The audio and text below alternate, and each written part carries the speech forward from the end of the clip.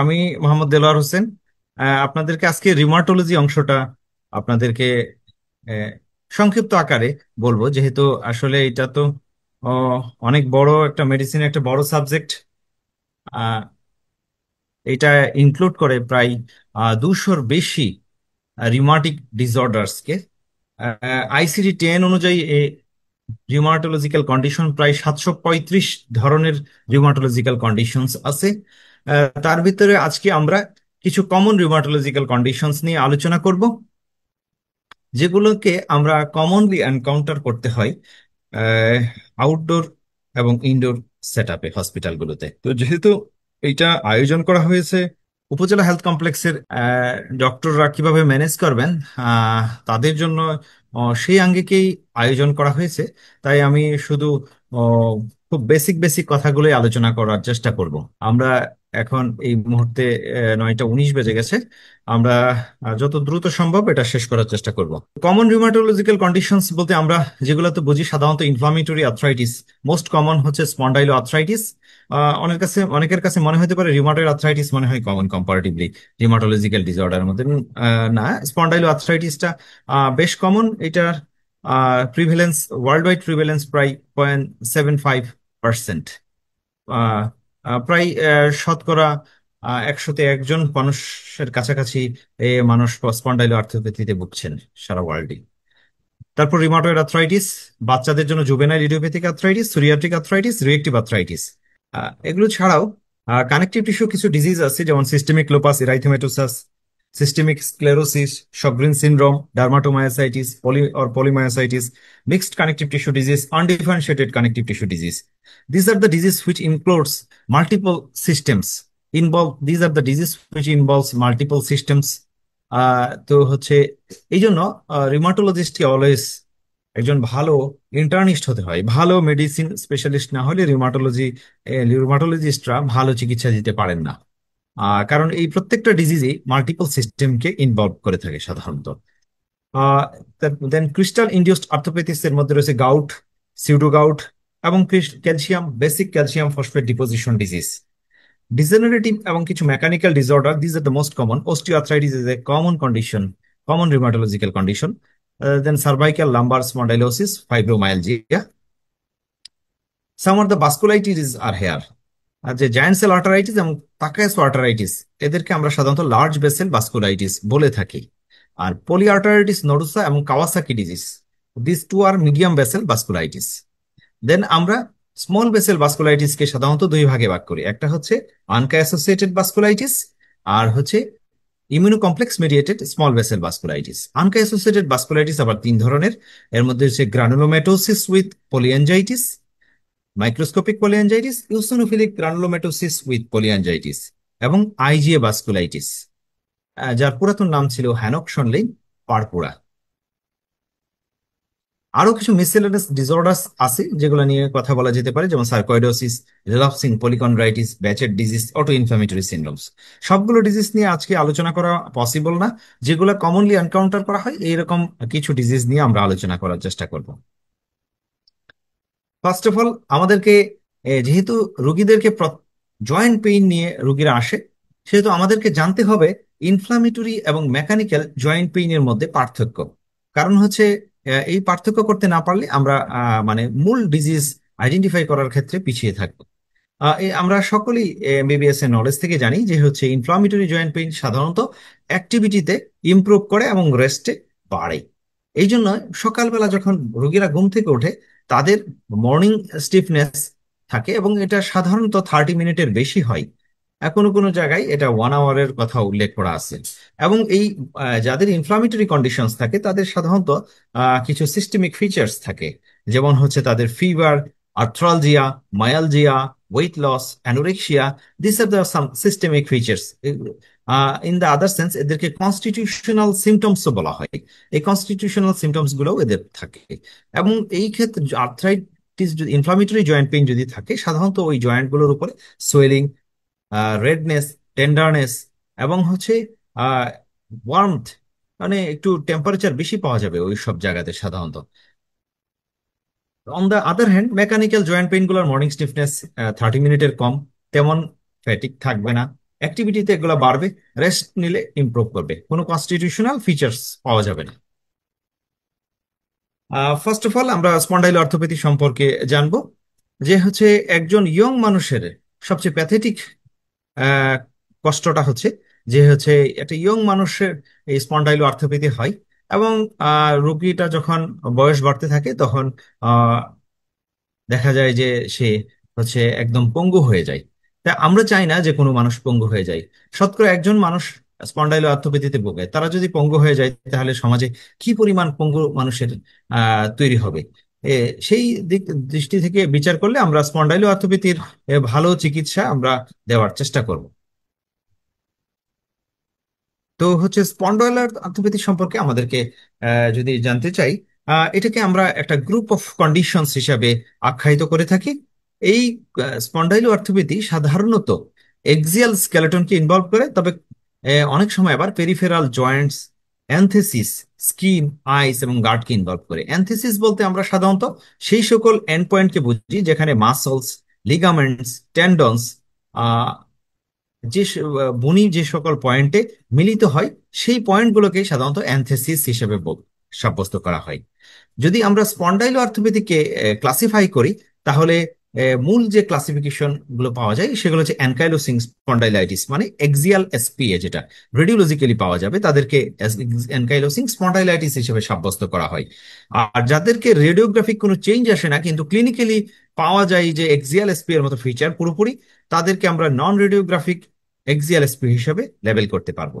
এবং শুধু peripheral joint involvement আছে, এক্সিয়াল ইনভলভমেন্ট নাই, অথবা পেরিফেরাল প্রিডোমিনেন্ট থাকতে পারে, তাদেরকে পেরিফেরাল এসপি হিসেবে আমরা লেবেল করব।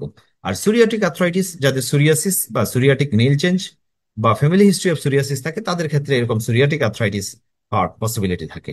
Reactive arthritis it's a different entity, সাধারণত ইনফেকশনের হিস্ট্রি থাকার 3 দিন থেকে 6 সপ্তাহের ভিতরে সাধারণত জয়েন্ট পেইন শুরু হয় এই রিয়েক্টিভ আর্থ্রাইটিস গুলোর মধ্যে। আর অ্যান্টারোপ্যাথিক আর্থ্রাইটিস আমরা জানি যে ক্রনস ডিজিজ এবং ulcerative colitis both are the inflammatory conditions of the intestine, এদের সাথে অনেকের আর্থ্রাইটিস ডেভেলপ করতে পারে, এদেরকে অ্যান্টারোপ্যাথিক আর্থ্রাইটিস হিসেবে আমরা লেবেল করব। ফার্স্ট অফ অল আমরা প্রত্যেকটা ডিজিজই হচ্ছে আপ টু ডেট গাইডলাইন অনুযায়ী পড়ার চেষ্টা করব। First of all axial spondylo arthropathy, এই এইটার সবচেয়ে লেটেস্ট ক্লাসিফিকেশন ক্রাইটেরিয়াটা দিয়েছেন আসাস। তো আসাস একটা অথরিটি, তারা এই ক্লাসিফিকেশন ক্রাইটেরিয়াটা দিয়েছেন। আহ, আচ্ছা, আমি সবার সাথে কি কমিউনিকেট করতে পারছি তো নাকি? যদি কেউ কোনো বুঝতে না পারেন তাহলে আমাকে কিন্তু জানাবেন। হ্যাঁ, তাহলে আমি আপনাদেরকে কোনো কিছু যদি বুঝতে অসুবিধা হয় আমি সেটাকে আবার ক্ল্যারিফাই করার চেষ্টা করব। কারো কোনো সে থাকলে আপনারা জানাবেন। হ্যাঁ, ভয়েস আপনি আনমিউট করে জানাবেন। ওকে।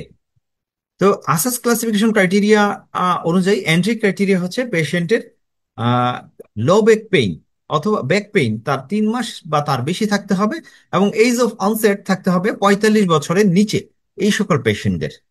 তো দেন প্রথমে হচ্ছে তার একটা ইমেজিং ক্রাইটেরিয়া অফ স্যাক্রোইলাইটিস থাকতে হবে, অথবা HLA-B27 পজিটিভ, যে কোনো একটা থাকতে হবে।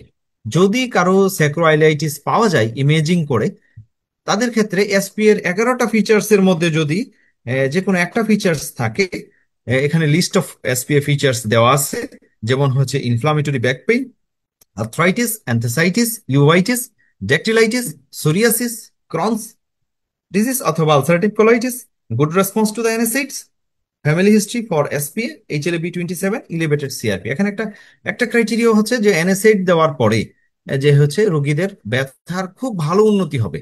এসপিএ রোগীদের ক্ষেত্রে এটা কিন্তু খুব একটা মানে খুব ভালো একটা ক্রাইটেরিয়া, কিন্তু মেকানিক্যাল জয়েন্ট পেইনের ক্ষেত্রে এত ভালো উন্নতি সাধারণত হয় না।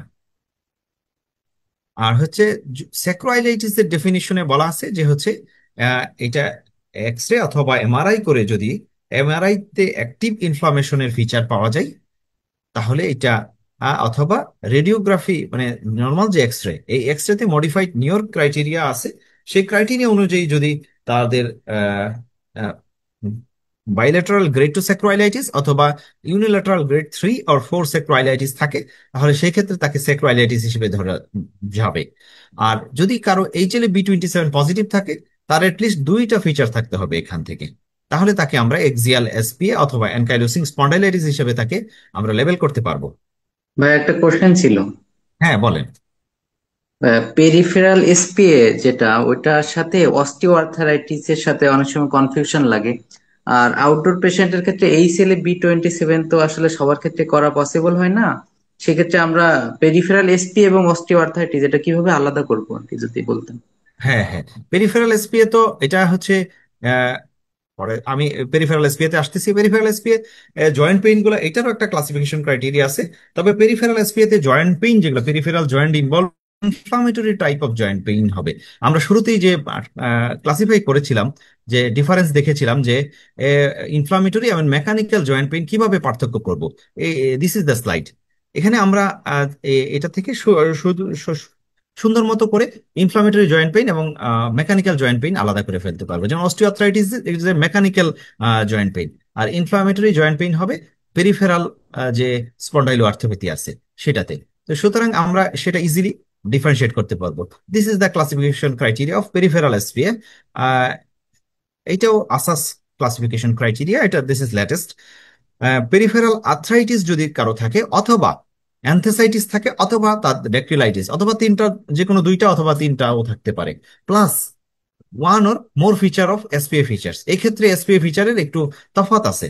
এসপিএ ফিচার এখানটাই, এই যে নিচে যে লিস্ট দেওয়া আছে, ইউভাইটিস, সোরিয়াসিস, ক্রনস আর আলসারেটিভ কোলাইটিস, প্রিসিডিং ইনফেকশনস, বিশেষ করে রিয়েক্টিভ আর্থ্রাইটিসের ক্ষেত্রে এখানে প্রিসিডিং ইনফেকশনের হিস্ট্রি, এবং HLA-B27 পজিটিভ, সেক্রোয়াইলাইটিস অন ইমেজিং, যে কোনো একটা ফিচার থাকলে উপর থেকে এন্ট্রি ক্রাইটেরিয়া যদি থাকে পেরিফেরাল আর্থ্রাইটিস, অ্যানথেসাইটিস অথবা ড্যাকটিলাইটিস। ড্যাকটিলাইটিস আমরা তো সকলেই জানি কিনা, যে হচ্ছে যদি কখনো কোনো ও, একটা ফিঙ্গার অথবা টো যদি সসেজ শেপড, পুরো ফিঙ্গারটাই যদি টেন্ডার এবং সোয়েলেন হয়ে যায়, তাহলে এটাকে আমরা ডেক্টিলাইটিস হিসেবে লেবেল করতে পারবো।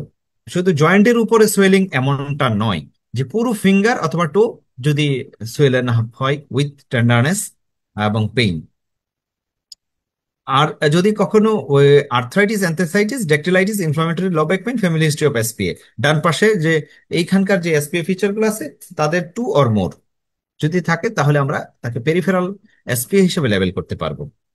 কারণ লেবেলিং এর গুরুত্ব আছে, কারণ ট্রিটমেন্ট প্রোটোকলে ভিন্নতা আছে দুইটার ক্ষেত্রেই। আমরা যদি এরকম কিছু হিস্ট্রি এবং এক্সামিনেশনে এরকম ফিচার পাই, দেন আমাদেরকে ইনভেস্টিগেশনে যেতে হবে। ইনভেস্টিগেশনে আমরা সাধারণত ও, এই এসপিএ গুলোর ক্ষেত্রে X ray pelvis AP view অথবা X ray SI joints modified Ferguson view, এইটা সাধারণত অ্যাডভাইস করে থাকি। এটা খুবই গুরুত্বপূর্ণ এক্স রে একটা আমাদের জন্য। যদি আমরা কখনো স্ক্লেরোসিস, নেরোয়িং, ইরোশন, সিউডোয়েডিনিং অথবা ফিউশন পাই এসআই জয়েন্টস এর, তাহলে তার ক্ষেত্রে আমরা সেক্রোয়াইলাইটিস হিসেবে তাকে সাব্যস্ত করতে পারবো। এটার একটা মানে স্টেজিং আছে, আমি এটাও দেখাবো। ডায়াগনোসিস করার জন্য HLA-B27, ইএসআর, সিআরপি, কখনো কখনো এমআরআই অফ এসআই জয়েন্টস করার প্রয়োজন হতে পারে। যদি এমআরআই অফ এসআই জয়েন্টস এ বোন মেরু এডেমা পাওয়া যায়, this represent the active inflammation. আর যদি কখনো ইরোশন অথবা স্ক্লেরোসিস পাওয়া যায়, this represent the chronic changes, this are the chronic changes. অনেকদিন ধরে তার এসপিএ থাকলে ইরোশন হবে, একসময় স্ক্লেরোসিস হবে। আর মনিটর করার জন্য প্রত্যেকটা রিমাটোলজিক্যাল ডিজিজ একটা নির্দিষ্ট সময় পর পর মনিটরিং করার প্রয়োজন হয়, for disease itself and for the drug. ড্রাগের কারণে ড্রাগ কোনো ক্ষতি করতেছে কিনা, লিভার ফাংশন, কিডনি ফাংশন, তা দেখা খুবই ম্যান্ডাটরি আমাদের রিমাটোলজিক্যাল সেক্টরে। তো এবং হচ্ছে এই ডিজিজ গুলা মানে ব্লাড সেল গুলোর উপর ইফেক্ট ফেলতে পারে, এবং এই যে আমরা ড্রাগ গুলো ব্যবহার করি সেগুলো ব্লাড সেলের উপরে এফেক্ট করতে পারে। এই জন্য সিবিসিটা করা খুব জরুরি, এবং সিআরপিটা মনিটরিং করতে হয়। ইনফ্লামেশন মানে কেমন আছে, ডিজিজটা কতটুকু অ্যাক্টিভ, সাধারণত সবই বেশিরভাগই ইনফ্লামেটরি ডিসঅর্ডার, সুতরাং সিআরপিটা দেখার প্রয়োজন হয় to see the how much inflammation is present in this condition. This is the grading of sacroiliitis, modified New York grading. এটা সেক্রোয়াইলাইটিসকে আমরা যদি আহ, শুরুর আমরা 1 নম্বর যে গ্রেড 0, এটাতে আমরা দেখি যে এইখানটাই যদি আমরা দেখি, এখানটাই একদম এসআই জয়েন্ট নর্মাল আছে, এটা নর্মাল এসআই জয়েন্ট।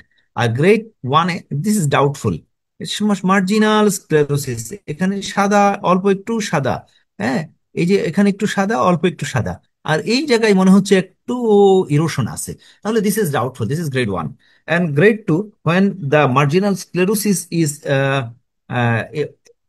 মানে মোটামুটি ভালো বোঝা যাচ্ছে, this is evident marginal sclerosis, এখানে এরো দিয়ে দেখানো আছে, তো তাহলে এটা গ্রেড টু। আর যখন আরো বেশি মার্জিনাল স্ক্লেরোসিস গুলো, এই যে সাদা সাদা হয়ে গেছে, এটা খুব খুব প্রমিনেন্ট, এটা অনেকটা জোরে সাদা সাদা হয়ে গেছে, এই পাশেও সাদা সাদা আছে, দেখেন এই পাশেও জয়েন্টের পাশে সাদা সাদা হয়ে গেছে, হ্যাঁ, দিস ইজ গ্রেড থ্রি। এটা যে কেউ দেখেই বুঝতে পারবে। আর গ্রেড ফোর হচ্ছে একদম জয়েন্ট ফিউশন হয়ে গেছে, এখানে কোনো জয়েন্ট লাইন দেখা যাচ্ছে না, যেমন সেক্রাম এবং আইলিয়াম বোন দুইটা, সেক্রাল এবং আইলিয়াক বোন ফিউজ হয়ে গেছে, কোনো জয়েন্ট লাইন নেই, একদম বোনস হয়ে গেছে। তো সুতরাং গ্রেড ফোর। গ্রেড থ্রি এবং ফোর নিয়ে কারো কোনো মানে সন্দেহ সাধারণত থাকে না। যদি মানে গ্রেড ওয়ান টু নিয়ে সন্দেহ থাকতে পারে, একজন রেডিওলজিস্ট অথবা রিউমাটোলজিস্ট মনে করতে পারেন this is grade one, this is grade two, or, কিন্তু গ্রেড থ্রি অর ফোর নিয়ে কোনো আনডাউটেডলি দিস সবাই বুঝতে পারেন ইউজুয়ালি। এখন ট্রিটমেন্ট ফর এক্সিয়াল এসপিএ, আমাদের মূল ট্রিটমেন্ট কি?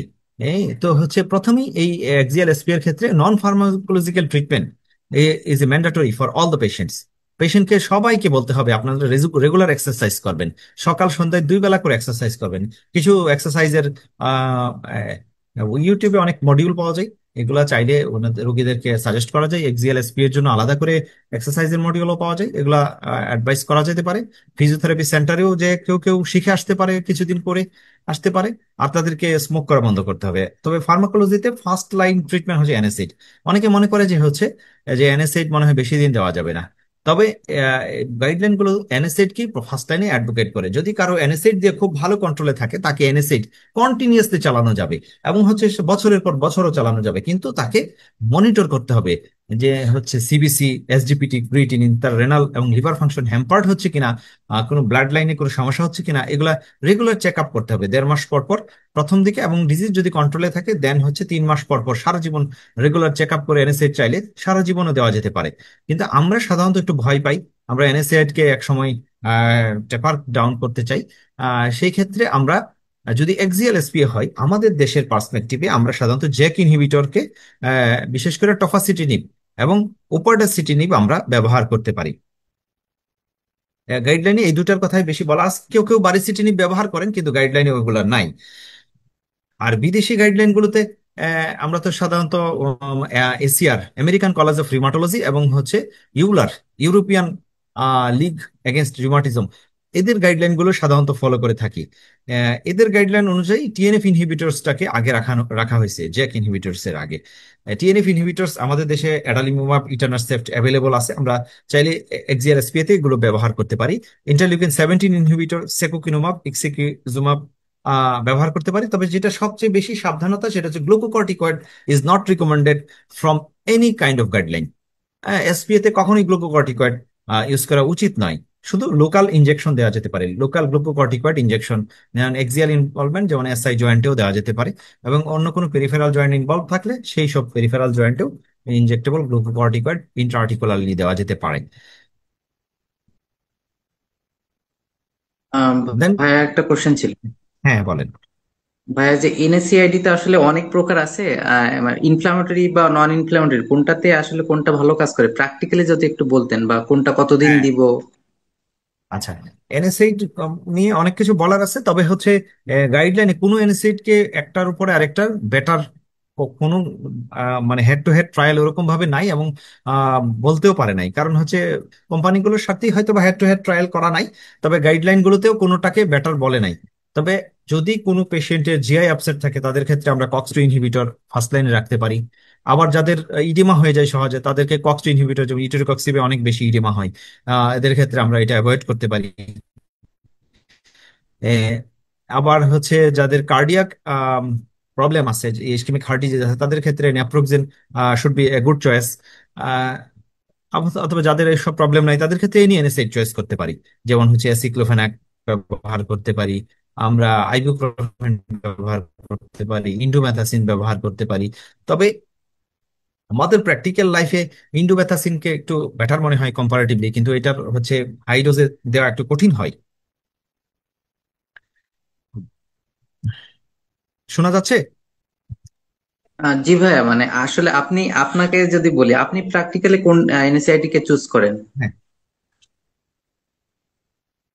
আমি প্র্যাকটিক্যালি সবগুলোকেই চুজ করি আসলে। আমি কখনো অ্যাসিক্লোফেনিক ব্যবহার করি, কখনো হচ্ছে এ, দেখা যায় যে যাদের দেখা যায় যে জিআই আপসেট আছে তাদের ক্ষেত্রে অনেক সময় আমরা হচ্ছে ইটরিকক্সিক ব্যবহার করি রেশনালি।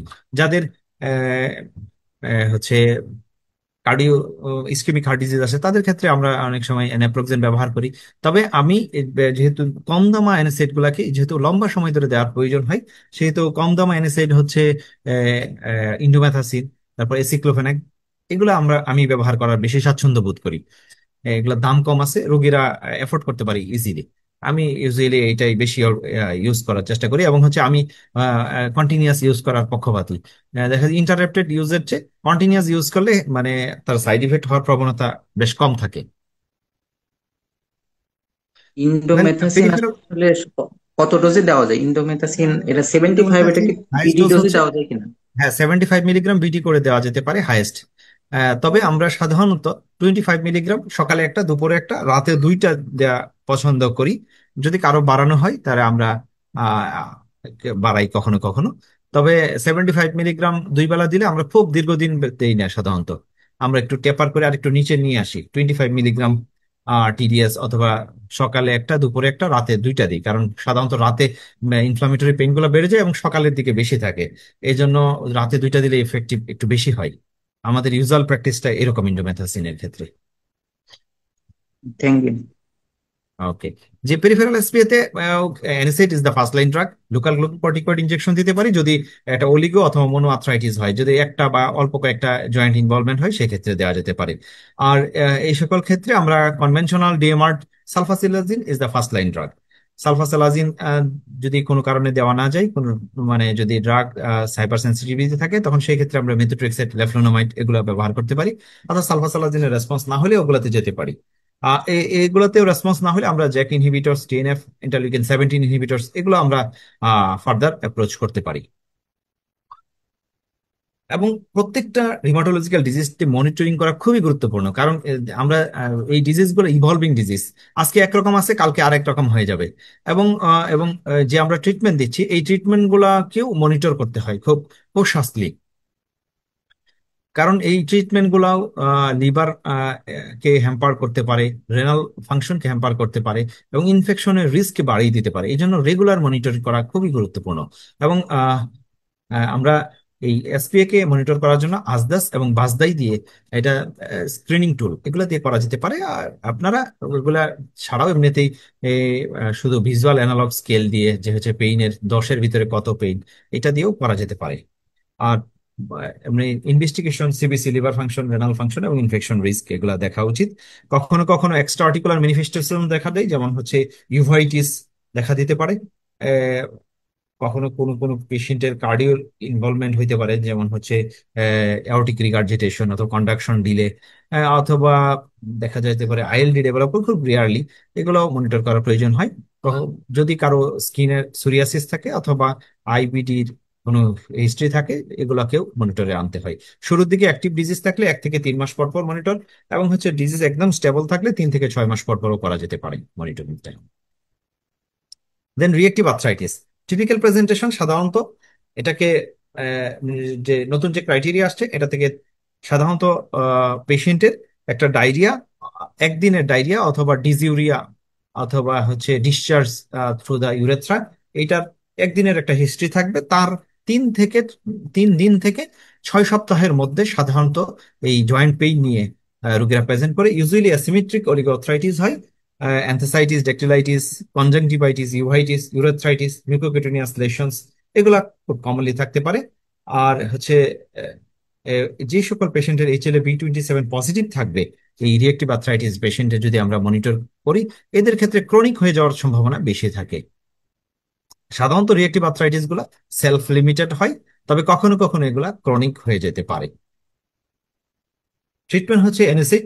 এনএসএইড দিয়ে আমরা সাধারণত ট্রিটমেন্ট করি এবং লম্বা সময় ধরে এনএসএইড দিয়ে চিকিৎসা করতে পারি। তবে কখনো কখনো যদি 6 সপ্তাহের বেশি এগুলো পারসিস্ট করে যায়, তখন ডিএমআরস দেওয়ার প্রয়োজন হয়। Sulfasalazine is the first line drug. Then তাছাড়া আমরা মিথোট্রেক্সেট ব্যবহার করতে পারি। যদি মনো অথবা অলিগো আর্থ্রাইটিস থাকে, সেক্ষেত্রে লোকাল ইন্ট্রা-আর্টিকুলার কর্টিকোস্টেরয়েড ইনজেকশন দিয়ে আমরা ওয়েট করতে পারি যে ভালো হয়ে যায় কিনা। কখনো যদি রিফ্রাক্টরি হয়ে যায়, এইগুলো ট্রিটমেন্টে ভালো না হয়, সেক্ষেত্রে বায়োলজিক থেরাপির দিকে আমরা প্রোগ্রেস করতে পারি। সোরিয়াটিক আর্থ্রাইটিস এর কমন ফিচার্স গুলো হচ্ছে, আমরা জানি একই রকম ভাবে অলিগো অথবা পলিআর্টিকুলার অ্যাসিমেট্রিক প্যাটার্নে হইতে পারে, কখনো কখনো ডিআইপি জয়েন্ট ইনভলভ করতে পারে। এবং এদের ক্ষেত্রে এক্সিয়াল ইনভলভমেন্ট মানে স্পাইনকে ইনভলভ করতে পারে। অ্যান্থেসিস যেগুলা বিশেষ করে অ্যাকিলিস এবং প্লান্টার ফাসা, এগুলাকে ইনভলভ করতে পারে। এবং dactylitis is a common feature of psoriatic arthritis. মানে কমন বলতে সোরিয়াটিক আর্থ্রাইটিস এর মধ্যে ডেকটিলাইটিস হলে psoriatic arthritis is a differential diagnosis থাকে সবসময়। স্কিন সোরিয়াসিস, নেইল ডিজিজ যেমন অনেকোলাইসিস, পিটিং নেইল, এগুলোও থাকতে পারে। আর এই রোগীদেরও কখনো কখনো uveitis, IBD, metabolic syndrome, cardiovascular risk, এগুলা থাকতে পারে। এগুলোকেও সাইড বাই সাইড ইভালুয়েশন করার প্রয়োজন হয়। যদি আমরা একটু স্কিনে আমরা সোরিয়াসিস দেখেই যদি চিনতে চাই, তাহলে হাতের দিকে আপনারা একটু তাকায় দেখতে পারেন। এই যে এখানে একটা ইরাইথেমাটাস স্কিন র্যাশ, সাম হোয়াইটি স্কেলি সিলভারি স্কেল দু একটা আছে, উঠতেছে। আর নেইল গুলা দেখেন একদম নেইল পিটিং হয়ে গেছে, একদম নেইল গুলা একদম হলুদাভ এবং হয়ে গেছে। হয়তো বা এদিকে দেখলে এখানে দেখবেন সাব আঙ্গাল হাইপার ক্যারাটোসিস আছে এখানটায়। এই যে এগুলা ইরাইথেমা আছে। আর এইগুলো যদি আমরা ভালো করে দেখি, ডিআইপি জয়েন্ট ইনভলভমেন্ট আছে, এগুলাতে ইনফ্লামেশন হয়ে এগুলা বাঁকা হয়ে গেছে, বোঝা যাচ্ছে। আর এই জয়েন্টটা, এইটা আঙ্গুলটাকে যদি দেখি, তাহলে দিস ইজ দ্য ড্যাকটিলাইটিস। এটা পুরো আঙ্গুলটাই দেখেন একদম ফুলে গেছে, একদম ফুলে গেছে। সাধারণত যদি কোনো জয়েন্ট ইনভলভ থাকে, সেই জয়েন্টটা সাধারণত ফুলে যায়। এখানে ডিআইপি জয়েন্ট ইনভলভমেন্ট, এটা ফুলে আছে। কিন্তু এই জয়েন্ট, এই আঙ্গুলটা পুরোটাই ফুলে আছে, শুধু একটা জয়েন্টের উপরে ফুলে নাই। সুতরাং এটা হচ্ছে ডেকটিলাইটিস।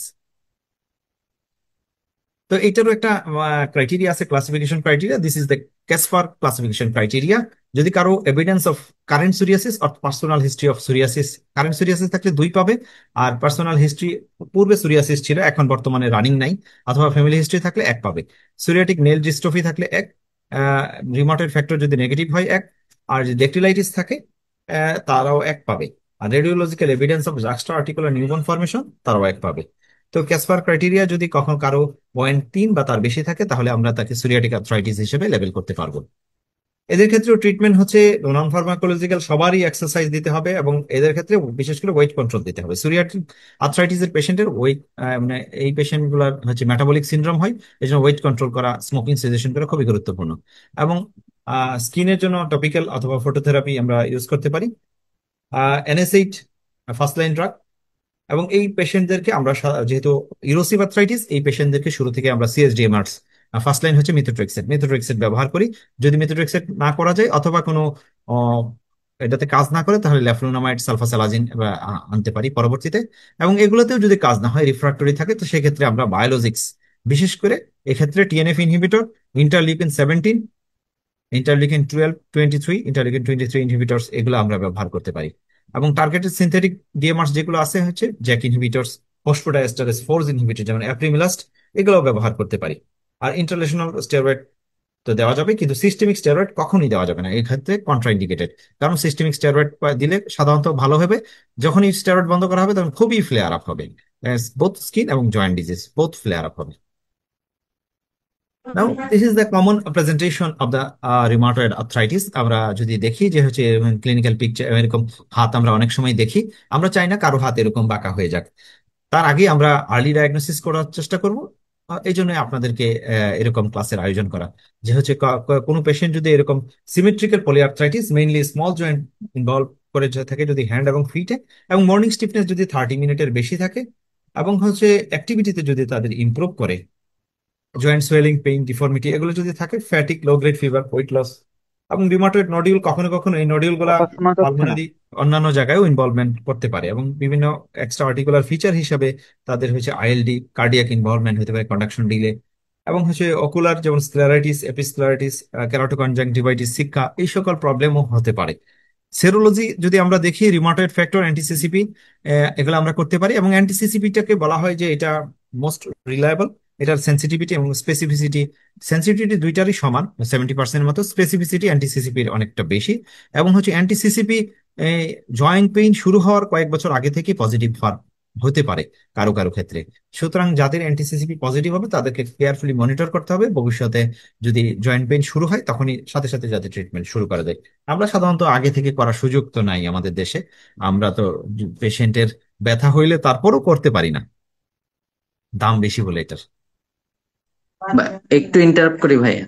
হ্যাঁ, বলেন। ভাইয়া, আগের ডিজিজের যেটা এসপি এর ক্ষেত্রে সালফাসালাজিনের ডোজটা এবং কতদিন দেবো যদি একটু বলতেন। হ্যাঁ, সালফাসালাজিনের ডোজটা হচ্ছে আমরা সাধারণত সালফাসালাজিনকে যখন দেই তখন হচ্ছে 500 মিলিগ্রাম করে শুরু করি, 7 দিন 500 মিলিগ্রাম, তারপর মানে 500 মিলি বিভিন্ন নামে পাওয়া যায়, স্যালাজিন, রিমাজিন, জুলফিডিন, এরকম বিভিন্ন নামে পাওয়া যায়। এগুলো 500 মিলিগ্রামের ট্যাবলেট পাওয়া যায়।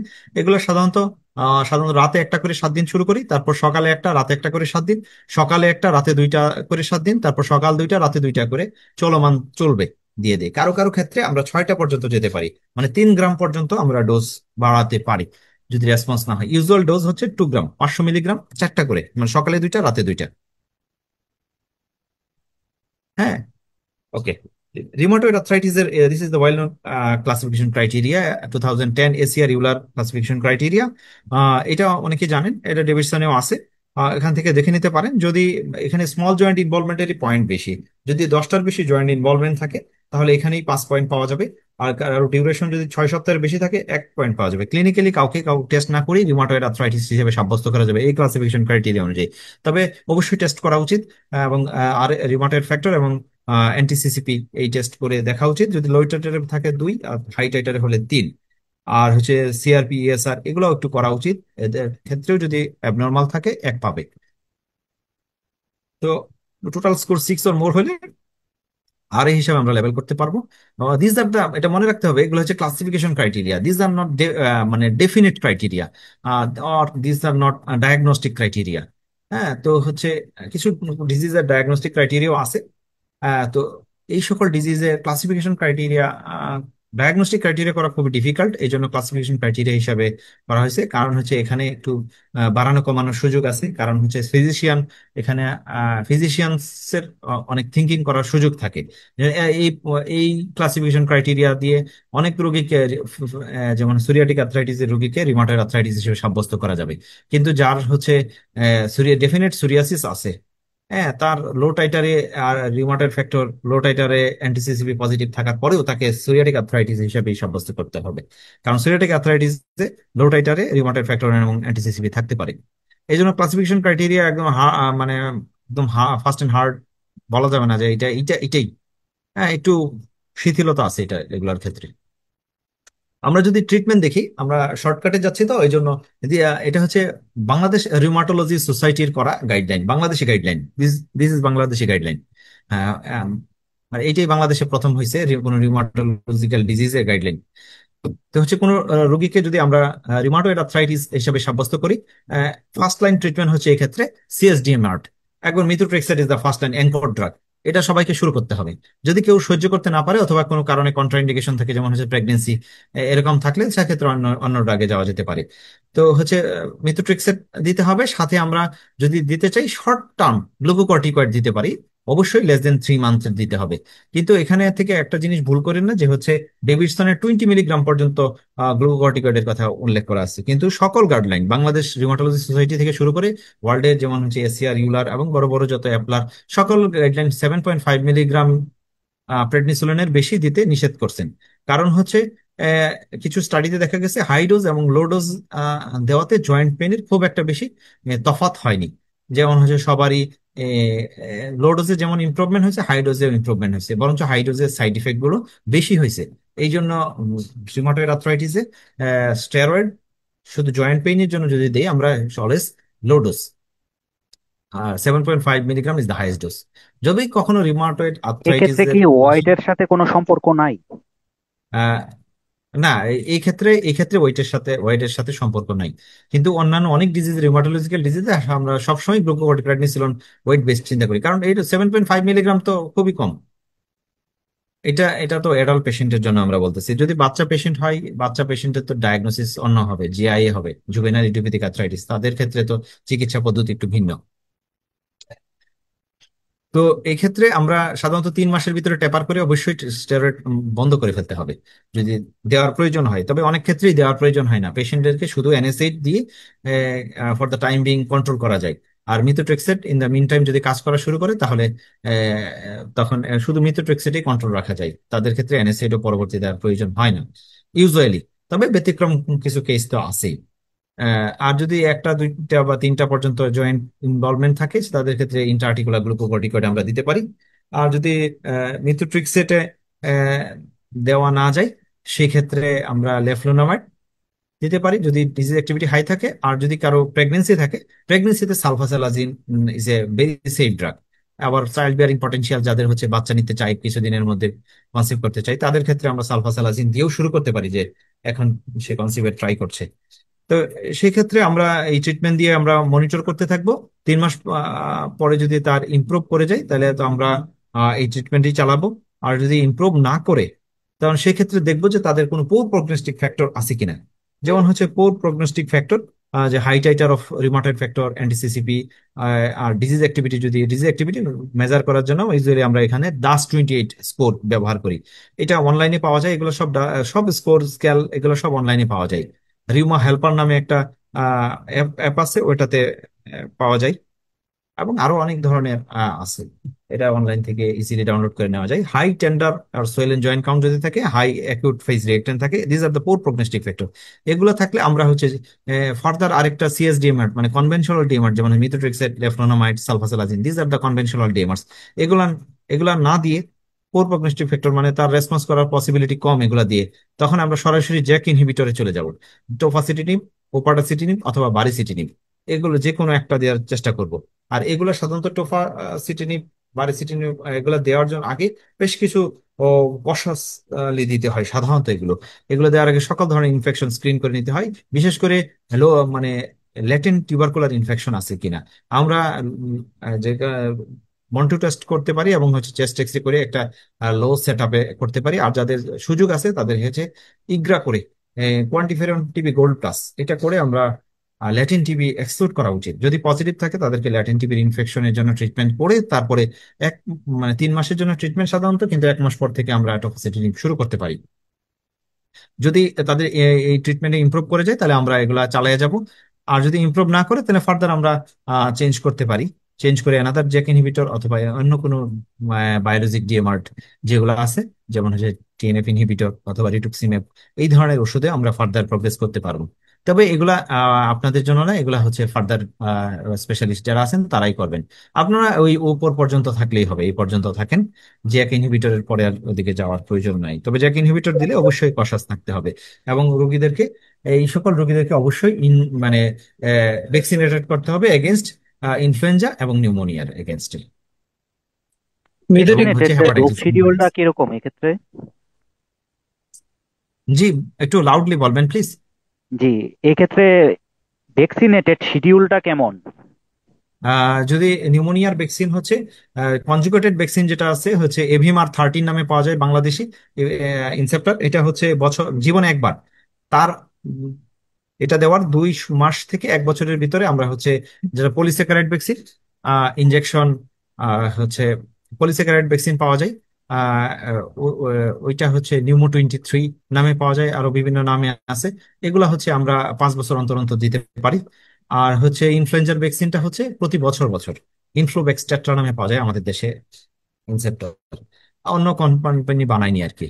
আর বিদেশি কিছু পাওয়া যায়, বিদেশিগুলো আর একটু বেশি দাম। আর মেথোডিক হচ্ছে হেপাটাইটিস বি ভাইরাসের ভ্যাকসিন তো একই রকম। মেথোডিক জেট বা টপাসিডির হ্যাঁ, কথাটাকে এগুলা কয়দিন চালাবো পেশেন্ট, বা কয়দিন নিবে? এটা তো আনলিমিটেড, লং ইনডেফিনিট। যদি ভালো থাকে পেশেন্ট, ডিজিজ গুলা কন্ট্রোলে থাকে তাহলে এটা ইনডেফিনিটলি চলতে থাকবে।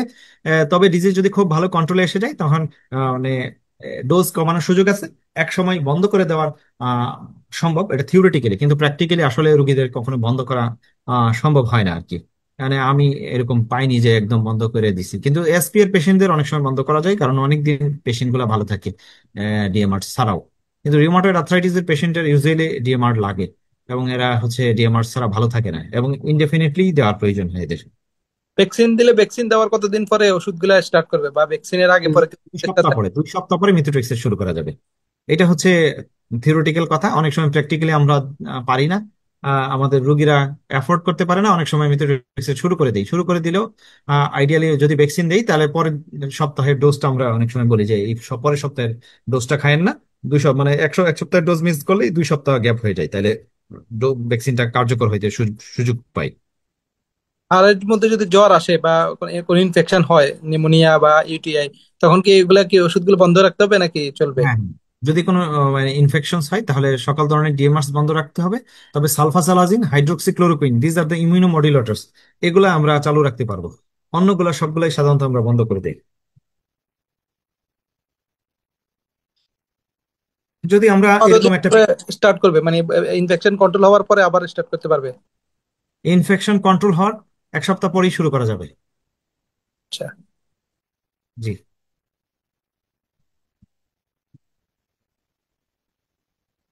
এটাও খুব কমন পিকচার, আপনারা হয়তো বা এইসব পিকচার দেখছেন, যে হচ্ছে ফেসে এরকম মেলার রেশ বা বাটারফ্লাই রেশ। এটা হচ্ছে এই পিকচার দেখলেই মনে হবে যে এসিডি পেশেন্ট, কিন্তু বাটারফ্লাই রেশ আরো অন্য কারণেও হতে পারে। তবে এই যে এখানে যে রেশ দেখতেছেন, দিস ইজ ডিএলই, ডিসকুয়েট লুপাস এরাইথেমেটোসাস। এখানে স্কিনও চলে গেছে এবং স্কার হয়ে গেছে। এটাও টিপিক্যাল লেশন হচ্ছে অ্যাসিডির। আর এই সকল পেশেন্টদের তো এইরকম ইডিমা হয়, লুপাস নেফ্রাইটিস হয় খুব কমনলি। তো সুতরাং বোঝা যাচ্ছে this is a অ্যাসিডি patient with lupus nephritis, যদি এক পেশেন্টকে চিন্তা করি। তো এই অ্যাসিডি পেশেন্ট ডায়াগনোসিস করার জন্য একটা ক্লাসিফিকেশন ক্রাইটেরিয়া আছে। এই ক্রাইটেরিয়া অনুযায়ী সকলের হচ্ছে এন্ট্রি ক্রাইটেরিয়া হচ্ছে এনএ পজিটিভ থাকতে হবে, হ্যাভ টু সেলে, মানে ইমিউনোফ্লোরেসেন্স করে দেখতে হবে যে এনএ পজিটিভ। তবে ইকুইভ্যালেন্ট টেস্ট যেগুলো আছে এগুলো করলেও হবে। যেমন আমাদের দেশে এলাইজা বেশি ওয়াইডলি অ্যাভেলেবল, শুধু বিএসএমএম তে ইমিউনোফ্লোরেসেন্স হয়। সুতরাং ইমিউনোফ্লোরেসেন্স ছাড়া তো বিএসএমএম ছাড়া অন্য জায়গায় ডায়াগনোসিস করা যাবে না, বিএমএম সরি। তো হচ্ছে এনএ পজিটিভ থাকতে হবে। এনএ যদি পজিটিভ থাকে দেন অ্যাডিটিভ ক্রাইটেরিয়া আমাদের দেখতে হবে যে অ্যাসিডি হয় কিনা। অ্যাডিটিভ ক্রাইটেরিয়া আমরা যদি এখানে দেখি যে কনস্টিটিউশনাল ফিচার 2 আছে, এরকম হিমাটোলজিক্যাল কিছু ফিচার আছে, নিউরোসাইকেট্রিক, মিউকোকিউটিনিয়া, সেরুসাল, মাস্কুলোস্কেলেটাল, রেনাল, এবং হচ্ছে কিছু ইমিউনোলজিক্যাল টেস্টের মাধ্যমেও কিছু পয়েন্ট আছে। তো এই সব পয়েন্ট মিলে যদি 10 বা তার বেশি হয় তাহলে হচ্ছে আমরা পেশেন্টকে অ্যাসিড হিসাবে লেবেল করতে পারবো। তো এই পেশেন্ট গুলোকে হচ্ছে এই জন্য এসিলির হচ্ছে ওয়াইড স্পেকট্রাম অফ ফিচার্স। এসিলি এত বড় ডিটেলস যে হচ্ছে এটা লেখার জন্য আলাদা বই আছে 2 খণ্ডের। ডু বয়েস রাইটার, ওনার একটা বই আছে। ওই বইটা শুধু একটা ডিজিজ নিয়ে আলোচনা, অনেক পৃষ্ঠার বই এটা, প্রায় 700-800 পৃষ্ঠার বই। তো যাই হোক, তো হচ্ছে এসিলি আমরা সংক্ষেপে পড়বো। এই এসিলি পেশেন্ট গুলা হচ্ছে মনিটর করার জন্য আসলে স্পেশালিস্ট প্রয়োজন হয়। এসিলি একটু কমপ্লিকেটেড ডিজিজ। আমরা বলি যে যে রিমাটোলজিস্ট অ্যাসিলিকে খুব ভালো ট্রিট করতে পারে সে সবচেয়ে ভালো রিমাটোলজিস্ট। কারণ অ্যাসিলিতে এত ওয়াইড স্পেকট্রাম এবং হচ্ছে এত ওয়াইড ভেরিয়েশন অফ প্রেজেন্টেশন এবং ওয়াইড স্পেকট্রাম অফ কমপ্লিকেশনস। এই জন্য এটা ম্যানেজ, আমি ডিটেলস এটা নিয়ে বলবো না আপনাদেরকে, কারণ এই ডিজিজ গুলা হইলে এই পেশেন্ট গুলা খুবই সাফার করে। তো এই পেশেন্ট গুলাকে রেফার করে দেওয়াই ভালো রিমাটোলজিস্টের আন্ডারে। Prime physician will be the রিমাটোলজিস্ট, এবং হচ্ছে অন্যান্য ফিজিশিয়ানের প্রয়োজন হয়, এই যে মাল্টি ডিসিপ্লিনারি অ্যাপ্রোচের প্রয়োজন হয় বেশিরভাগ ক্ষেত্রে সিলি ম্যানেজ করার ক্ষেত্রে। এই পেশেন্টের যদি এরকম কোনো ফিচার পাওয়া যায় আপনারা ডায়াগনোসিস করা পর্যন্ত রাখতে পারেন। কারণ ডায়াগনোসিস করার জন্য ANA, anti dsDNA, anti Smith, anti phospholipid, anti Ro La, এগুলো করা যেতে পারে, লো C3 C4। এবং এই পেশেন্টের ম্যান্ডেটরি টেস্ট সিবিসি এবং ইউরিন অ্যানালাইসিস। ইউরিন অ্যানালাইসিসে অনেক ইউরিন নিতে অনেক ধরনের ফিচার পাওয়া যেতে, প্রোটিন যেতে পারে, আরবিসি যেতে পারে, পাসসেল যেতে পারে। এবং হচ্ছে কখনো কখনো 24 আওয়ার ইউটিপি বা পিসিআর, প্রোটিন ক্রিয়েটিনিন রেশিও করার প্রয়োজন হয়, রেনাল বায়োপসি করার প্রয়োজন হয়। এবং এমন কোনো টেস্ট নাই যে এই পেশেন্টের লাগে না, সকল ধরনের টেস্ট করার প্রয়োজন হতে পারে মানব দেহের। কারণ এই পেশেন্টটা এত ইনফেকশন হয়, এত কমপ্লিকেশন হয় যে যে কোনো অর্গানকে ইনভলভ করতে পারে, যে কোনো ইনফেকশন নিয়ে প্রেজেন্ট করতে পারে। সাধারণত এই পেশেন্ট ট্রিট করার টার্গেট হচ্ছে রিমিশন অথবা লো ডিজিজ অ্যাক্টিভিটিতে রাখা। সকল পেশেন্টকে আপনারা হাইড্রোক্সিক্লোরোকুইন, রিকোনিল নামে পাওয়া যায়, আরো বিভিন্ন বাজারে 2-1টা কোম্পানি আছে, ওগুলাও দেওয়া যেতে পারে। এটার ডোজ হচ্ছে 5 মিলিগ্রাম/কেজি বডি ওয়েট। সকল পেশেন্ট এটা পাবে। আর গ্লুকোকর্টিকয়েড ম্যাক্সিমাম পেশেন্টই পায়, তবে হচ্ছে লোয়েস্ট ইফেক্টিভ ডোজে। এক এক ডিজিজের জন্য এক এক রকম শিডিউল, এবং হচ্ছে ডিজিজের মানে সিভিয়ারিটির উপর ভিত্তি করেও ডোজ শিডিউলের ভিন্নতা হয়। এজন্য এটা খুবই কমপ্লিকেটেড। এটা সব আলোচনা করলে গ্লুকোকর্টিকয়েড আলোচনায় ক্লাসে শেষ হবে না এই ডিজিজের জন্য। আর বিভিন্ন ধরনের ইমিউনোসাপ্রেসিভ বায়োলজিক্স এখানে ব্যবহার করার প্রয়োজন হয়, মাল্টি ডিসিপ্লিনারি টিম অ্যাপ্রোচ অবশ্যই প্রয়োজন হয় এটার ক্ষেত্রে। আমরা অস্টিওআর্থ্রাইটিস নিয়ে একটু কথা বলি। অস্টিওআর্থ্রাইটিস, বিশেষ করে নি অস্টিওআর্থ্রাইটিসটা আমাদের দেশে খুব কমনলি পাওয়া যায়। এটার ক্ষেত্রেও একটা ক্লাসিফিকেশন ক্রাইটেরিয়া আছে। এটা যদি দেখি, এই যে পেইন ইন দা নি থাকে, নির পেইনের ক্যারেক্টার হচ্ছে most of the days, previous মান্থে যদি মোস্ট অফ দ্য ডেইসে থাকে, এবং three of the following feature, 50 বছরের বেশি, morning stiffness less than 30 minute, crepitus যদি থাকে, বনি টেন্ডারনেস থাকে, কোনো বনি এনলার্জমেন্ট থাকে, no palpable warmth or synovium, যদি মানে ওখানে যদি গরম না থাকে সাইনোভিয়ামে জয়েন্টের উপরে, তাহলে এই সকল ফিচারের যদি তিনটা বা তার বেশি থাকে, তাহলে আমরা তাকে নিউ অস্টিওআর্থ্রাইটিস হিসেবে লেবেল করতে পারবো। সকল ডিজিজেরই ক্লাসিফিকেশন ক্রাইটেরিয়া আছে আমাদের রিমাটোলজি সাবজেক্টে। তো এটাই বললাম এতক্ষণ। ইনভেস্টিগেশন যদি করি আমরা, এই ক্ষেত্রে patient ESR CRP usually normal অথবা খুব মাইল্ডলি এলিভেটেড থাকতে পারে বড় জোর। আর যে এক্সরে যদি করি আমরা এরকম এক্সরে পাবো যে পেশেন্ট গুলোকে সাধারণত joint space narrowing, osteophyte formation, subchondral sclerosis এবং সাবকন্ড্রাল সিস্ট ফর্মেশন হতে পারে এটাকে আমরা। আর এই নি অস্টিওআর্থ্রাইটিস কে আবার গ্রেডিং করা যায়। একটা হচ্ছে কেলগ্রিন লরেন্স গ্রেডিং স্কেল। এটা দিয়ে বোঝা যাচ্ছে যে এটা মোটামুটি ভালো আছে, এটা হচ্ছে গ্রেড 1। এটার একটু দু একটা এই যে অস্টিওফাইট একটু খোঁচা দিয়ে উঠতেছে, এদিক দিয়ে একটু ইরোশন হয়েছে, একটু জয়েন্ট স্পেস মনে হয় একটু কমে আসতেছে এই দিক দিয়ে মিডিয়াল কম্পার্টমেন্টে। আর এটা দেখেন মিডিয়াল কম্পার্টমেন্টে আরো বেশি কমে গেছে। হ্যাঁ, তো এই যে জয়েন্ট স্পেস যখন বেশি নেরো মানে প্রমিনেন্ট হয়ে যাবে, বোঝা যাবে খালি চোখে, তখন এটাকে গ্রেড 3। আর যখন একদম জয়েন্ট স্পেস একদম সিগনিফিকেন্টলি রিডিউসড হয়ে যাবে এবং মার্জিনাল স্ক্লেরোসিস গুলো ডেভেলপ করবে, যে সাদা সাদা হয়ে গেছে এই বর্ডার গুলো বেশি, এখানেও কিছু মার্জিনাল স্ক্লেরোসিস হয়েছে, কিন্তু এটাতে একটু বেশি। আর এইগুলাতে কিছু, এখানে দেখেন সাদা কালো হয়ে গেছে, সিস্ট তৈরি হয়েছে কিছু দু একটা জায়গায়, এই যে সিস্ট, এখানে একটা সিস্ট আছে। এরকম দু এক জায়গায় আবার এই যে অস্টিওফাইট তৈরি হয়েছে একদম। এই এই মার্জিনাল স্ক্লেরোসিসটা খুব প্রমিনেন্ট এই পাশে, আর জয়েন্ট স্পেসে একদম মিশে গেছে, এটা গ্রেড 4। তো এরকম যদি থাকে, দিস আর দ্য অস্টিওআর্থ্রাইটিস এর ফিচার। এটার তো খুব ভালো চিকিৎসা নাই। এই পেশেন্টকে নন ফার্মাকোলজিক্যাল ট্রিটমেন্ট হচ্ছে মেইন অ্যাপ্রোচ। পেশেন্টকে এডুকেশন দিতে হবে, যে বারবার এক ডাক্তার থেকে আরেক ডাক্তারের কাছে দৌড়াইতে থাকবে। রোগীকে ভালো করে বোঝাইতে হবে যে এই রোগ পুরোপুরি ভালো হবে না, কিন্তু আপনাকে লাইফস্টাইল মডিফিকেশন করে আপনি চলতে হবে। হাঁটু ভেঙে কাজ করা যাবে না, হাই কমোড ব্যবহার করবেন, উঁচু নিচু রাস্তায় সাবধানে হাঁটবেন, হাতে লাঠি ব্যবহার করতে পারেন বা ওয়াকিং এইড ব্যবহার করতে পারেন। আর ওজন কমাতে হবে। যদি 5% ওজন কমা যায়, 20% ব্যথার উন্নতি হয় ইউজুয়ালি। এরকম বিভিন্ন ধরনের রিসার্চ আছে। আর কিছু মাসল স্ট্রেংথেনিং এক্সারসাইজ করা যায়, ইউটিউব থেকে আপনারা দেখে নিতে পারেন কয়েক ধরনের এক্সারসাইজ। ফিজিওথেরাপি দেওয়া যেতে পারে, অ্যাসিস্টিভ ডিভাইস ব্যবহার করা যেতে পারে। যদি ড্রাগ দেন, NSAID is the recommended drug. আর কোনো এটা টপিক্যালও দেওয়া যেতে পারে, কখনো কখনো ওরালও দেওয়া যেতে পারে। শর্ট টার্ম বেসিসে দেওয়া ভালো, যতটুকু কম লোয়েস্ট ইফেক্টিভ ডোজে দেওয়াই ভালো। তবে এখানে সকল গাইডলাইনে বলছে অ্যাসিটামিনোফেন মানে প্যারাসিটামলের লিমিটেড এফিকাসি, প্যারাসিটামল হায়ার ডোজে দেওয়ার প্রয়োজন হয়, এই জন্য বরঞ্চ সাইড ইফেক্ট বেশি হয়, এই জন্য NSAID কে বেশি প্রেফার করা হয়েছে। ডোলোক্সিটিন যাদের ক্রনিক হয়ে যায় ব্যথা, তাদের ক্ষেত্রে পেইন থ্রেশহোল্ডকে কমানোর জন্য ডোলোক্সিটিন দেওয়া যেতে পারে। আর ইন্ট্রাআর্টিকুলার স্টেরয়েড যদি কখনো কখনো দেওয়া যেতে পারে, যদি ইনফ্লামেটরি প্যাটার্ন, অস্টিওআর্থ্রাইটিসেরও কিছু ইনফ্লামেশন হয়, যাদের ক্ষেত্রে পানি জমে যায় বারবার, টেম্পারেচার একটু বেশি থাকে, এবং ইনফ্লামেশনের মতো কিছু গ্যালিং ইফেক্ট, মানে আমরা বলি যে কিছু ও স্টিফনেস ডেভেলপ করে, তাদের ক্ষেত্রে স্টেরয়েড ইনজেকশন দিলে সাময়িকভাবে কিছু উন্নতি হতে পারে। আর যাদের অ্যাডভান্স হয়ে যায়, তাদের সার্জারি করা যেতে পারে। তবে কখনোই যে আমরা গ্লুকোসেমাইন, কন্ড্রোইটিন, আরো বিভিন্ন ধরনের ওষুধ বাজারে চলমান আছে, এগুলোর ব্যাপারে এগেইনস্ট রিকমেন্ডেশন, সবগুলো এগেইনস্ট, এগুলো দেওয়া যাবে না। এগুলোতে বরঞ্চ সাইড ইফেক্ট হয় এবং ক্ষতি করে।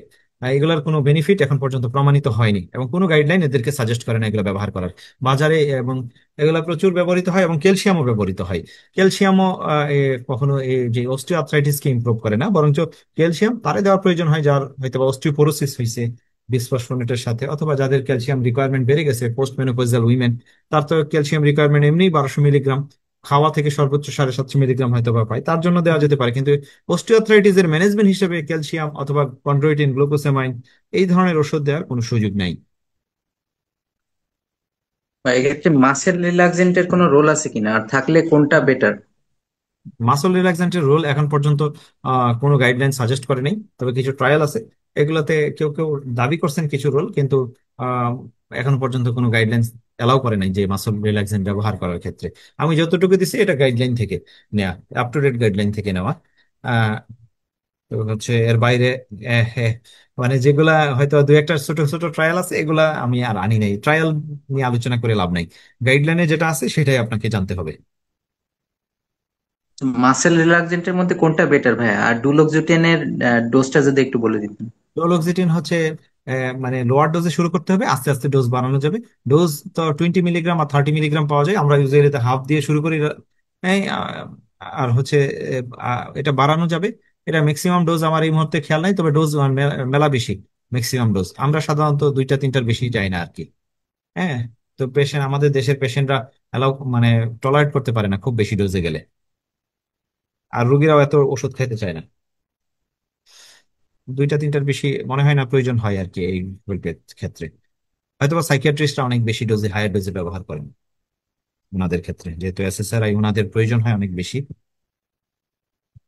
অস্টিও আর্থ্রাইটিসের পেশেন্ট তো মানে বলে এনএসিআইডি খাইলে আমি ভালো থাকি, তারপরে আবার যখন ঔষধ বন্ধ করে দেয় তখন আবার দেখে প্রবলেম। আসলে তাদেরকে কি করা যাইতে পারে, বা পরামর্শ কিভাবে দেওয়া যাইতে পারে, কাউন্সিলিংটা? হ্যাঁ, হ্যাঁ এডুকেশন দিতে হবে যে হচ্ছে আপনার এই রোগ তো পুরোপুরি ভালো হবে না, আপনার এই রোগের মানে একদম ভালো চিকিৎসা নাই, যে একদম ভালো করে ফেলা যাবে। কিন্তু যদি আপনার ব্যথা বেশি থাকে তবে এই ওষুধটা আপনি খেতে পারবেন। তবে যদি রেগুলার খাই তাহলে রেগুলার ভিত্তিতে ওনার liver function, kidney function check up করতে হবে। চেক আপ করে করে উনি খেতে পারেন। যদি যদি কোনো কন্ট্রাইন্ডিকেশন থাকে অথবা কোনো সাইড ইফেক্ট ডেভেলপ করে, সেই ক্ষেত্রে তাদের ক্ষেত্রে বন্ধ করে দিতে হবে অথবা সুইচ করতে হবে অন্য কোনো ড্রাগে। হ্যাঁ। তো হচ্ছে তাকে বুঝাইতে হবে আসলে যে হচ্ছে এই ওষুধ খেলে হয়তো আপনি একটু ভালো থাকেন, কিন্তু আপনার আহ এই এই সকল পেশেন্টদের সবসময় ব্যথা থাকে না। এই সকল পেশেন্টদের যখন মুভমেন্ট করে তখনই বেশি ব্যথা হয়। এই জন্য যে সকল মুভমেন্টে ওনার ব্যথা বেশি হয় এই সকল মুভমেন্ট গুলোকে অ্যাভয়েড করার জন্য তাদেরকে এনকারেজ করা উচিত। বুঝা গেল? আমরা প্রোগ্রেস করবো সামনে। জি ভাইয়া, ওকে। ওকে, ঠিক আছে। আমরা অনেক আমাদের সমাজে অনেক মিথ প্রচলন আছে যে গাউট সম্পর্কে। গাউট বুঝতে গেলে আমাদেরকে জানতে হবে দুইটা ক্রিস্টাল সম্পর্কে। একটা হচ্ছে মনোসোডিয়াম ইউরাইট ক্রিস্টালস। এই ক্রিস্টালটা মাইক্রোস্কোপের নিচে দেখতে হচ্ছে নিডল শেপড, স্ট্রং নেগেটিভ বাইফ্রেঞ্জেস, এবং সাধারণত এই যে ব্লু কালারের, তবে কখনো ইয়েলো দেখা যেতে পারে যে কম্পেনসেটরি রে আসে। নর্মাল মাইক্রোস্কোপে দেখা যায় না, এই জন্য প্রয়োজন হয় হচ্ছে পোলারাইজড লাইট মাইক্রোস্কোপি। এই পোলারাইজড মাইক্রোস্কোপি সব জায়গায় অ্যাভেলেবল না। বাংলাদেশ মেডিকেল ইউনিভার্সিটিতে আছে, অন্যান্য জায়গায় কোন কোন জায়গায় আছে আমার ওরকম ভাবে ভালো জানা নাই, তবে আরো কয়েক জায়গায় আছে বাংলাদেশে। হ্যাঁ। তবে ক্যালসিয়াম পাইরোফসফেট ডাইহাইড্রেট ক্রিস্টাল গুলাও দেখতে রম্বয়েড শেপ, ব্লু কালারের এরকম। যদি কখনো কোনো পেশেন্টের কোনো জয়েন্ট ইনভলভমেন্ট হয় এবং হচ্ছে ওখান থেকে সাইনোভিয়াল ফ্লুইড বের করে এরকম ক্রিস্টাল পাওয়া যায়, তাহলে this are the definite diagnosis. তো গাউট সম্পর্কে জানতে গেলে এটা তো আমরা জানি যে crystal induced inflammatory arthritis usually mono arthritis নিয়ে প্রেজেন্ট করে, এবং সিভিয়ার মনো আর্টিকুলার পেইন হয়, সাধারণত ফার্স্ট এমটিবি কে ইনভলভ করে, এবং ইউজুয়ালি হাইপার ইউরেসিমিয়া থাকে। এবং এই সকল পেশেন্টের বিভিন্ন কোমরবিডিটিস থাকে, যেমন সিকেডি এবং ডায়ুরেটিক্স ইউজ করা, metabolic syndrome, hypertension, dyslipidemia, ischemic heart disease, stroke, obesity, এই সকল ফিচার এই পেশেন্টদের থাকতে পারে। এই সকল পেশেন্টের যদি কখনো সাইনোভিয়াল ফ্লুইড অ্যাসপিরেট করে এরকম এমএসইউ ক্রিস্টাল বের করা যায়, this is the diagnostic gold standard. যদি কখনো, বেশিরভাগ ক্ষেত্রে আমরা এটা পারবো না, আর উপজেলা বা জেলা শহর বা অন্যান্য জায়গায় তো এগুলো নাই, সুতরাং সাইনোভিয়াল ফ্লুইড অ্যাসপিরেশন করে এমএসইউ ক্রিস্টাল আমরা পাবো না। সেই সকল পেশেন্টদের ক্ষেত্রে সেরাম ইউরিক লেভেল তো অবশ্যই আমরা করব। এবং হচ্ছে অ্যাকিউট ফ্লেয়ার অবস্থায় সাধারণত এটা খুব বেশি হেল্পফুল না। অ্যাকিউট ফ্লেয়ার অবস্থায় সাধারণত এটা কমে যায়, কিন্তু পরবর্তীতে ফার্দার ব্যথা কমে গেলে আমরা সাধারণত 2 সপ্তাহ পরে আমরা রিপিট করে ইউরিক লেভেলটা দেখি। বেসলাইন হিসেবে 2 সপ্তাহ পরেরটাই আমরা সাধারণত কাউন্ট করি। আর হচ্ছে বেসিক ল্যাব টেস্ট আরো কিছু, CBC, renal function, liver function, urinalysis, এগুলো তো করার প্রয়োজন হবে। কক- আর হচ্ছে ইমেজিং করে কখনো কখনো ও মানে ক্রনিক যে সকল পেশেন্ট অনেক দিন ধরে একটা জয়েন্ট বা মাল্টি একটা অলিগো গাউটও হতে পারে কখনো কখনো, ওই সকল জয়েন্টে বিশেষ করে সিগনিফিকেন্ট ইরোশন পেতে পারি, এই জন্য এক্সরে করার প্রয়োজন হতে পারে। গাউটের ইরোশন গুলা খুবই একদম মানে খুব প্রনাউন্সড ইরোশন থাকে, এবং ক্যাচি, একদম দেখলেই বোঝা যায় যে এটা গাউটের ইরোশন মনে হয়। যে এমটিপি তে খুব সিভিয়ার ইরোশন থেকে গাউটের পক্ষে বেশি যাবে। তবে আল্ট্রাসাউন্ড করে খুব ভালো বোঝা যায়, এটা ডাবল কন্টিউর সাইন পাওয়া যায়। এবং ডিসিটি যদি এটা ডাবল, এটা একটা special type of CT scan, dual energy CT scan. এটাও কয়েক জায়গায় বাংলাদেশে হয়। এটা ইবনে সিনাতে হয়, আর কোনো জায়গায় হয় কিনা আমার জানা নাই। ডিসিটি করেও আমরা এই ক্রিস্টালকে ডিটেক্ট করতে পারি। তো এইভাবে আমরা ডায়াগনোসিস করতে পারি।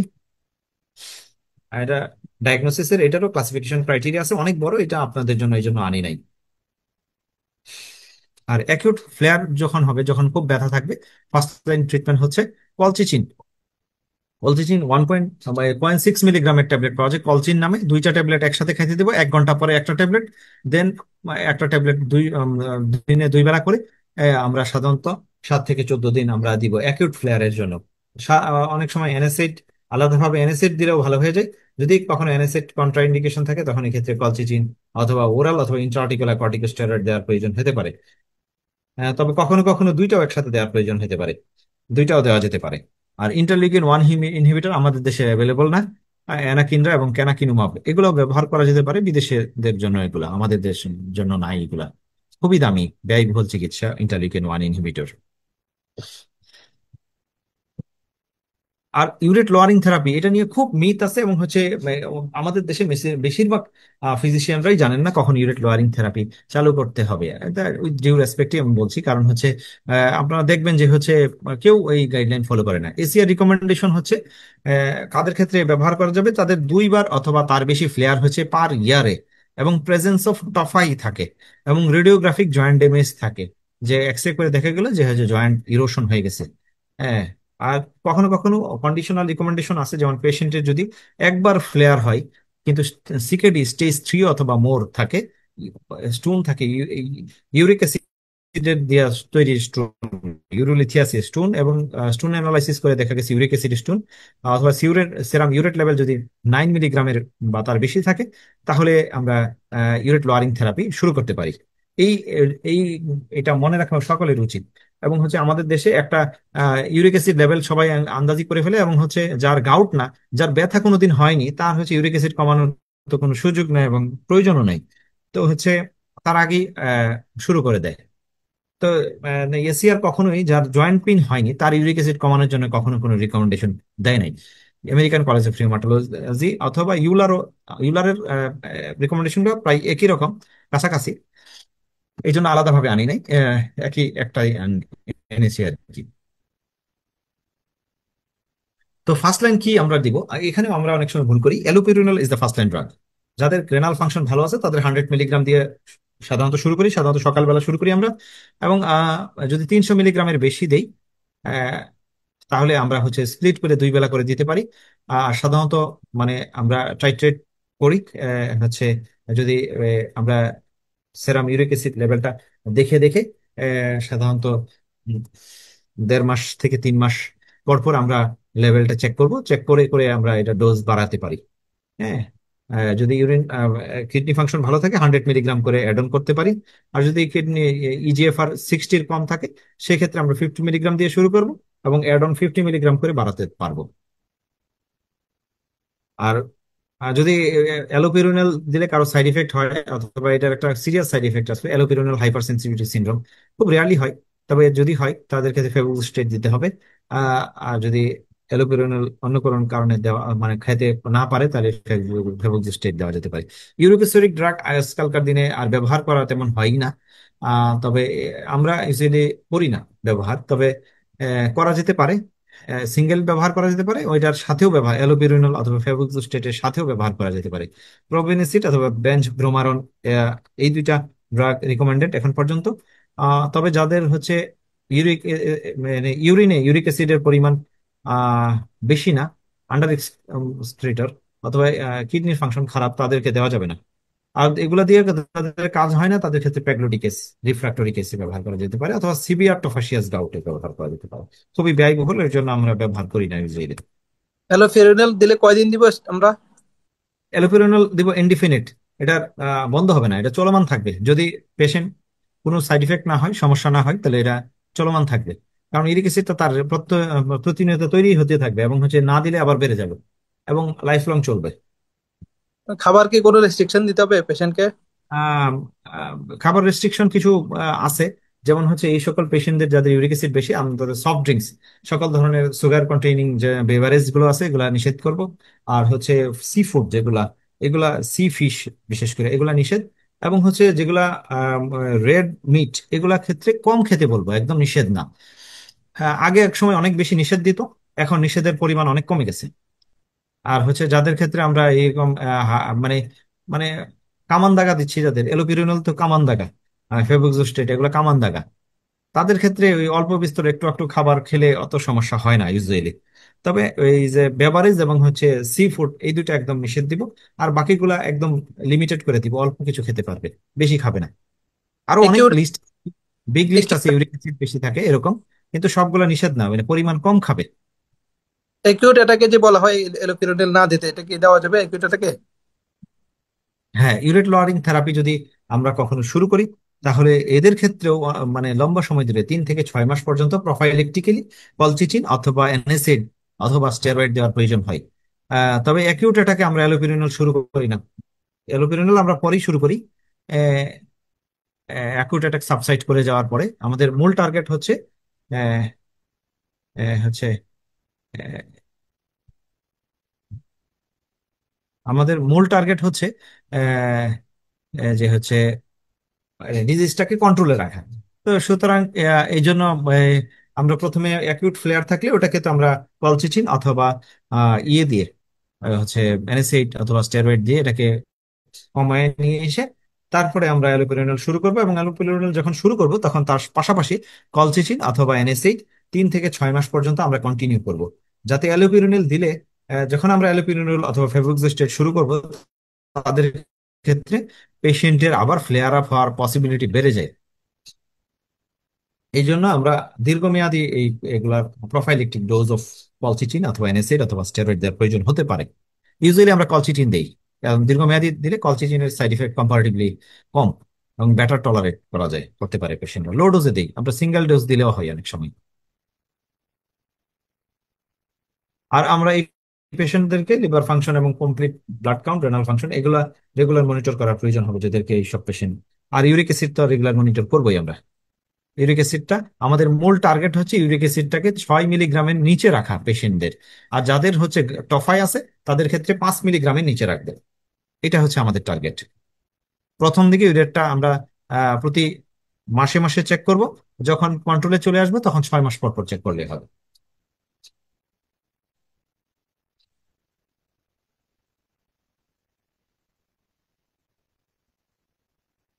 অ্যাকিউট এটাকে এবার আমরা যদি মানে সব প্রবলেম কি হবে, সাইড এফেক্ট কি হতে পারে অ্যাকিউট এটাকে যদি আমরা দিয়ে দিই এলোপিরোনিল? অ্যাকিউটেটাকে দিলে ওই যে ফ্লেয়ার আপ হইতে পারে, আবার ব্যথাটা একটু বেড়ে যেতে পারে। হ্যাঁ, এ- এইটা ওইটার সাইড ইফেক্ট হচ্ছে ফ্লেয়ার আপ, বেড়ে যেতে পারে, ব্যথা বেড়ে যেতে, ব্যথা কন্ট্রোল না হইতে পারে, এরকম হইতে পারে।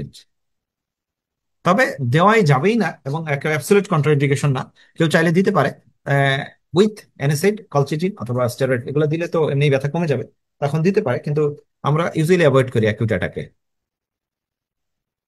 তবে যার আগে থেকে পাচ্ছে, অ্যালোপিরিনল আগে থেকে পাচ্ছে, কিন্তু তার এখন অ্যাকিউট অ্যাটাক হলো, তার ক্ষেত্রে অ্যালোপিরিনল বন্ধ করার প্রয়োজন নেই। তার ক্ষেত্রে আমরা হয়তো বা এনএসএইড যোগ করব, অথবা সাময়িকভাবে একটা এনএসএইড দিব, অথবা ইন্ট্রাআর্টিকুলার এনএসএইড দিলাম, ইন্ট্রাআর্টিকুলার স্টেরয়েড দিলাম। অথবা হচ্ছে আমরা কলচিচিনের ডোজ একটু সাময়িকভাবে অ্যাকুট ফ্লেয়ারের যে ম্যানেজমেন্ট ওইটা দিলাম, তাহলে ব্যথা কমে যাবে।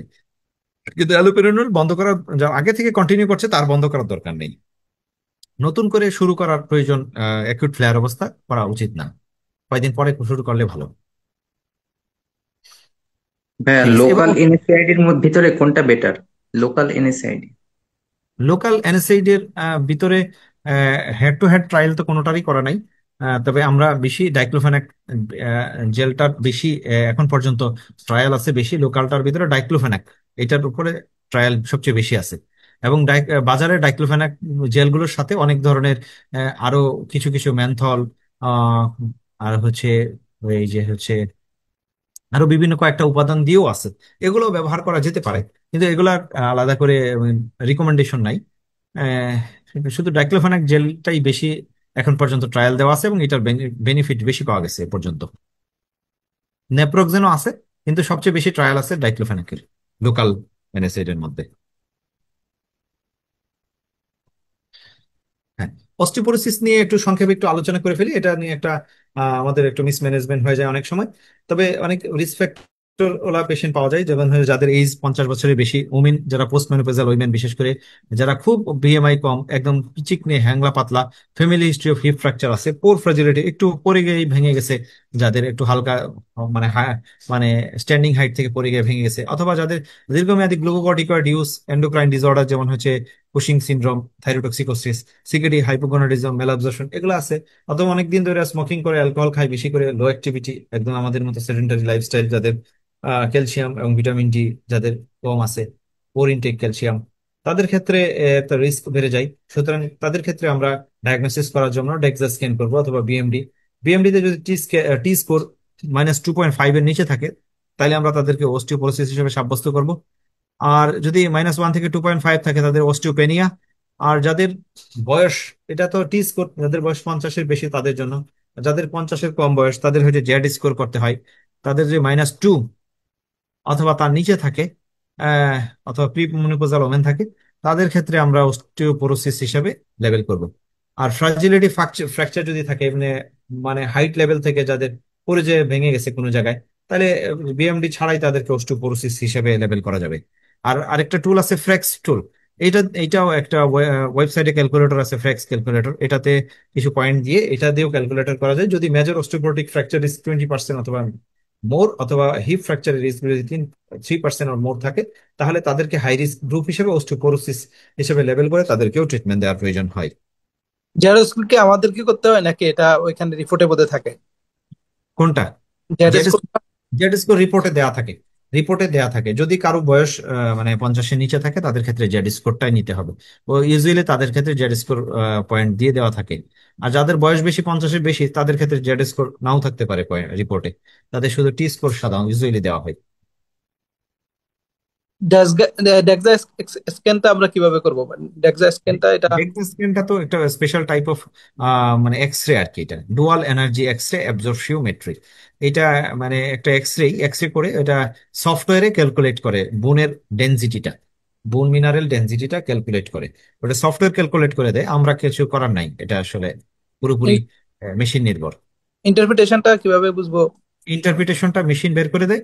ওই যে যে ওখানে দেখবেন যে ডান পাশে টি স্কোরের লেভেল দেওয়া আছে, মানে কত আছে, -3 অথবা -2.8। হ্যাঁ, তাহলে তো বুঝলেন যে অস্টিওপোরোসিস হয়ে গেল।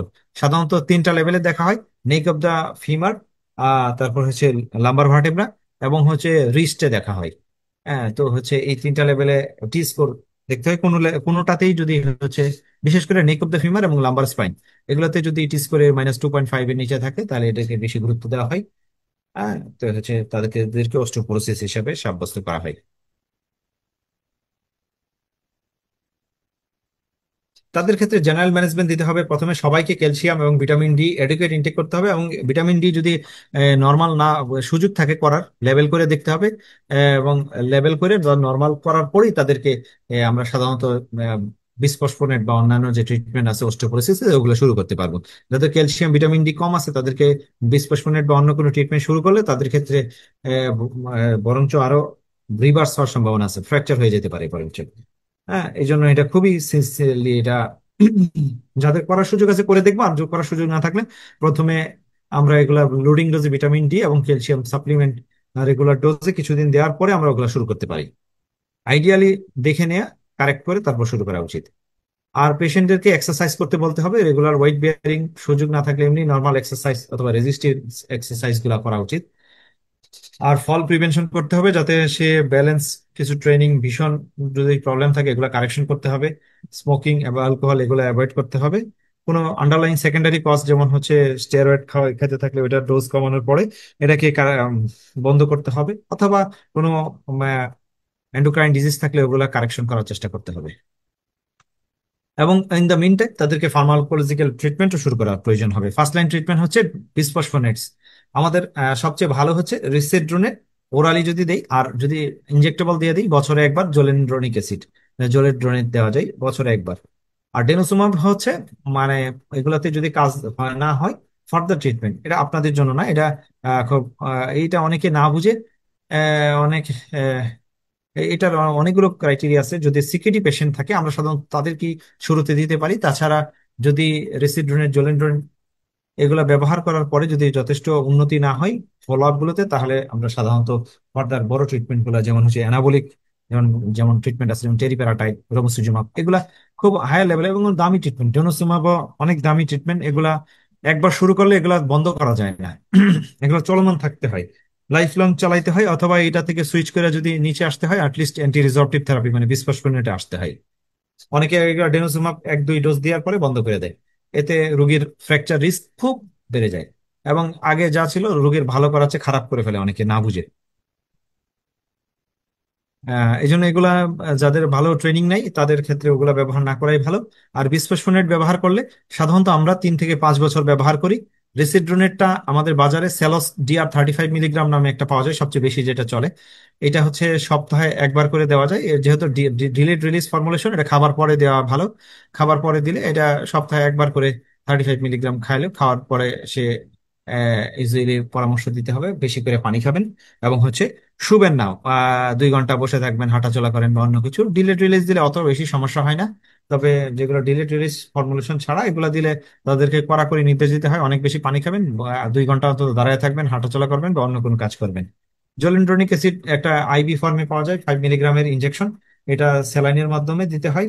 এটা ডাইলিউট করাই থাকে। এটা স্লোলি দিতে হয়, 20 ড্রপ পার মিনিট। এটা দিলে অনেক বেশি রোগীকে বলতে হবে পানি খান, এবং খাওয়ার পরেও এটা দেওয়ার পরেও পানি খেতে থাকবেন। সাধারণত হাইড্রেশন করা হয়, লিকুইড হাইড্রেশন করার প্রয়োজন হয়। তবে এগুলা দিলে সাধারণত 3 থেকে 5 বছর টানা দেওয়ার প্রয়োজন হয়। তারপরে হচ্ছে প্রতি এই পেশেন্ট গুলাকে অন্তত 1 থেকে 2 বছর পর পর ফলো আপ করার প্রয়োজন হয় বিএমডি করে। এবং যদি ভালো থাকে সেক্ষেত্রে আমরা একটা হলিডে পিরিয়ডে যেতে পারি। আর যদি খারাপ হইতে থাকে তাহলে আমরা সুইচ করে অন্য বিসফোসফোনেট অথবা ফার্দার যে ডেনোসোমা অথবা অ্যানাবলিক এজেন্ট এগুলাতেও যেতে পারি। এবার ভিটামিন আমরা ডি ভিটামিন ডি যদি কম থাকে তখন ভিটামিন ডি আমরা কতদিন দিব বা ডোজটা কেমন দিব? হ্যাঁ, ভিটামিন ডির যদি আমাদের কম থাকে, যদি ডেফিসিয়েন্সি থাকে, সেই পেশেন্ট গুলোকে আমরা হচ্ছে সাধারণত লোডিং যে ডোজগুলো আছে, যে গাইডলাইন অনুযায়ী 50,000 ইউনিটের যে ডোজটা আছে এটা উইকলি আমরা হচ্ছে 8 থেকে 12 সপ্তাহ দিব।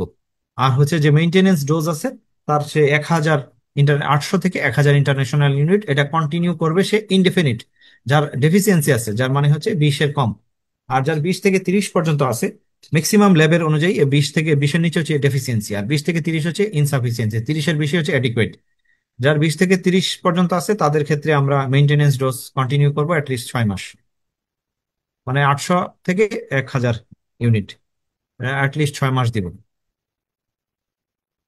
আর হচ্ছে আমরা লেভেলটা আমরা চেক করে দেখতে পারি। কিছু কিছু জায়গায় বলছে যে হচ্ছে ভিটামিন ডি লেভেল 50-এর বেশি রাখা ভালো বিসফসফোনেট বা এই ধরনের ট্রিটমেন্ট শুরু করার আগে। কিন্তু সেটা তো আমাদের দেশে পসিবল হয় না, আমরা টেস্ট করেও দেখতে পারি না অনেক সময়। আমরা লোডিং ডোজ ইউজুয়ালি যাদের করতে পারি না তাদের লোডিং ডোজ দিয়ে দিই। সাধারণত মানে টক্সিসিটি ডোজ তো অনেক বেশি, 100-এর বেশি। তো ভিটামিন ডি আমরা তো অত মানে লোডিং ডোজ 8 সপ্তাহ দিলে অত টক্সিসিটি অত বেশি হয় না ইউজুয়ালি। তো এই জন্য আমরা যাদের টেস্ট করার 3,500 টাকা ইউজুয়ালি দাম হচ্ছে ভিটামিন ডি লেভেল করা, আর ক্যালসিয়াম করতেও কিছু খরচ।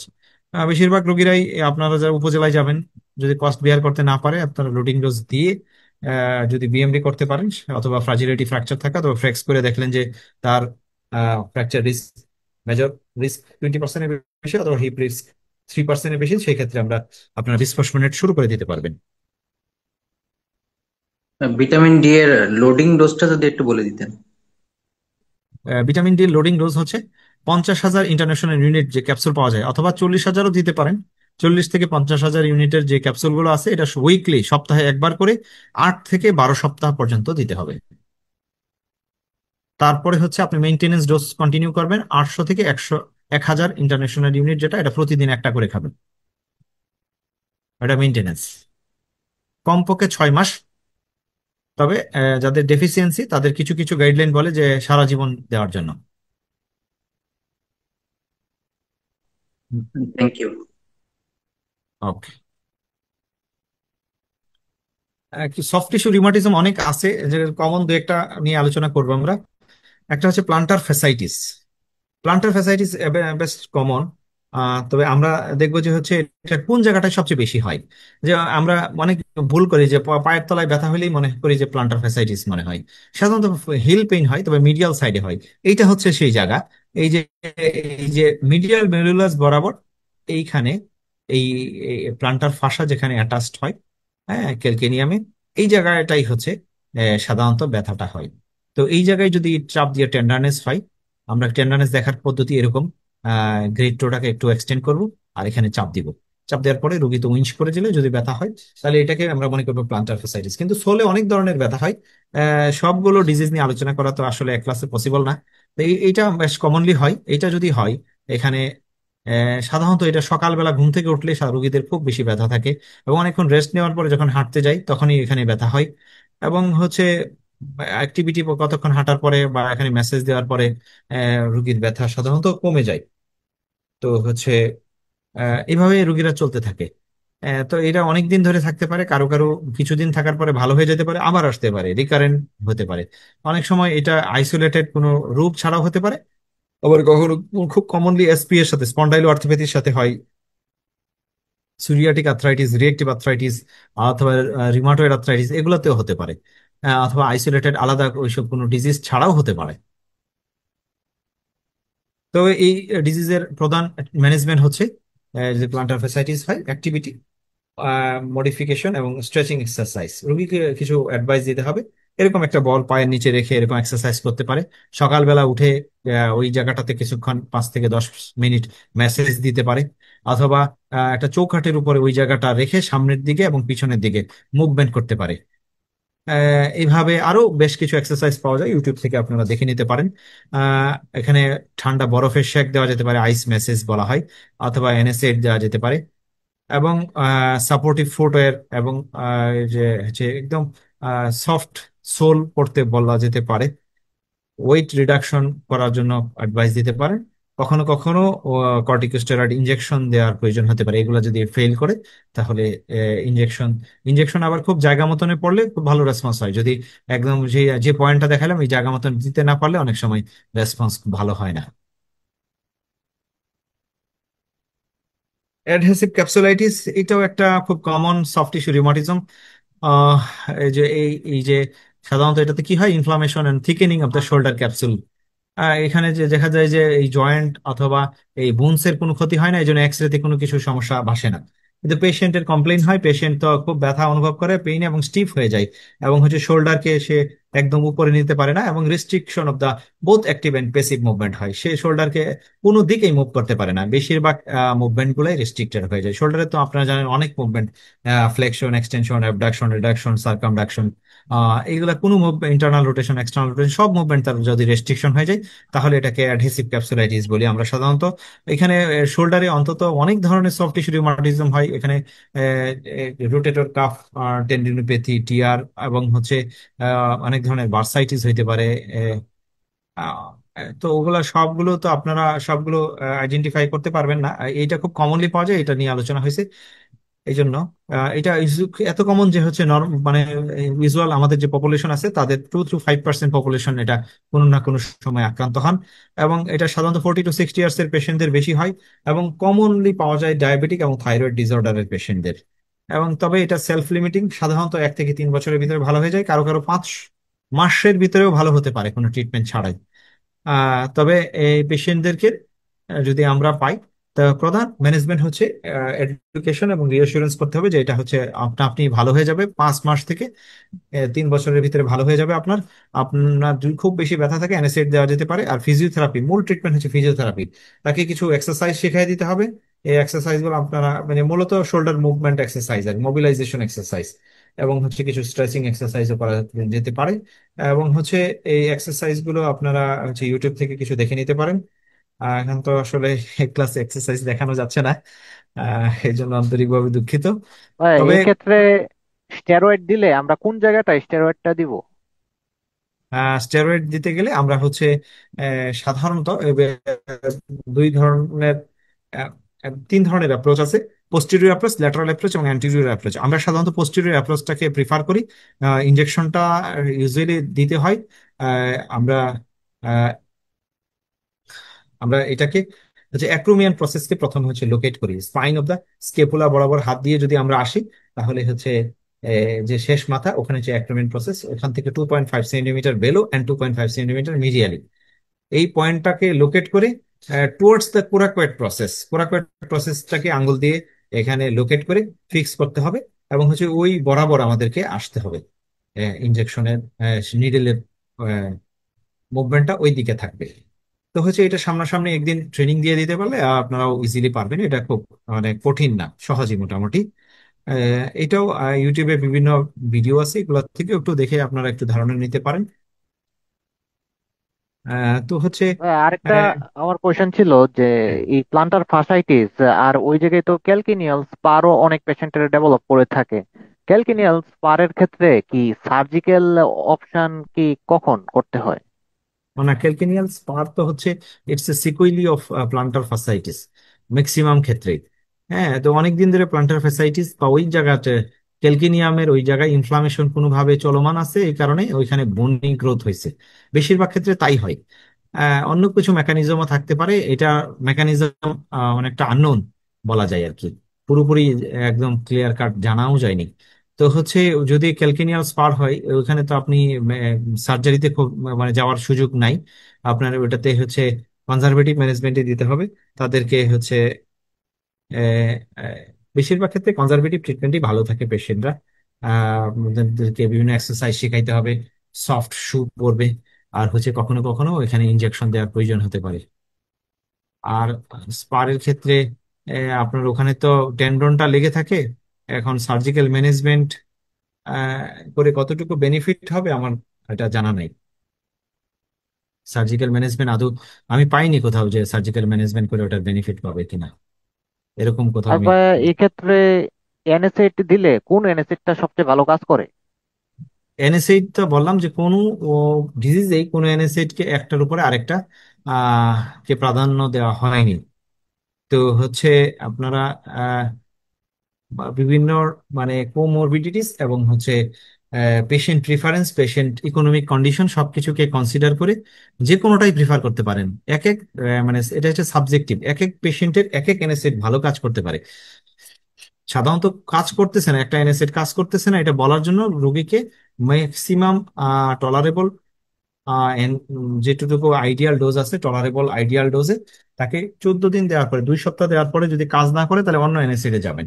কোনটা ভালো এটা ডেফিনেট করে বলা যাবে না। এখন একটা যে কোনো একটা ভালো হইতে পারে, একজন পেশেন্টের জন্য অ্যাসিক্লোফেনাক ভালো হইতে পারে, কিন্তু আরেকজনের জন্য দেখা গেল যে হচ্ছে নেপ্রোক্সেন ভালো হইতে পারে, আরেকজনের জন্য ইন্ডোমেথাসিন ভালো হইতে পারে। এইটা বলা আছে যে এটা হচ্ছে সাবজেক্টিভ, এক এক পেশেন্টের জন্য এক একটা ভালো হইতে পারে, কিন্তু আমরা আগে থেকেই জানি না যে তার জন্য কোনটা ভালো হবে। তবে দেওয়ার আগে অবশ্যই কিছু ফ্যাক্টরকে কনসিডার করা উচিত। আমাদের দেশে জিআই আপসেট খুব কমন পেশেন্টদের, তাদেরকে ইটোরিকক্সিব দেওয়া যেতে পারে। যাদের হচ্ছে হচ্ছে কার্ডিয়াক প্রবলেম আছে তাদের ক্ষেত্রে ন্যাপ্রোক্সেন বেটার অপশন, অ্যাসিক্লোফেনাকও তাদের দেওয়া যেতে পারে। যাদের হচ্ছে মনে করেন যে ইনফ্লামেশন খুব বেশি, টাকা পয়সাও কম, তাদের ইন্ডোমেথাসিন দেওয়া যেতে পারে, টাকা পয়সা কম, অ্যাসিক্লোফেনাকেরও দাম একটু কম আছে। আর যাদের ক্ষেত্রে অ্যাসিক্লোফেনাকটাও সিরাম ক্রিয়েটিনিন লেভেলটা একটু বেশি থাকে তাদের ক্ষেত্রে কি করা? ক্রিয়েটিনিন লেভেল বেশি থাকলে কোনো NSAID কে বেটার এখনো পর্যন্ত বলা হয়নি।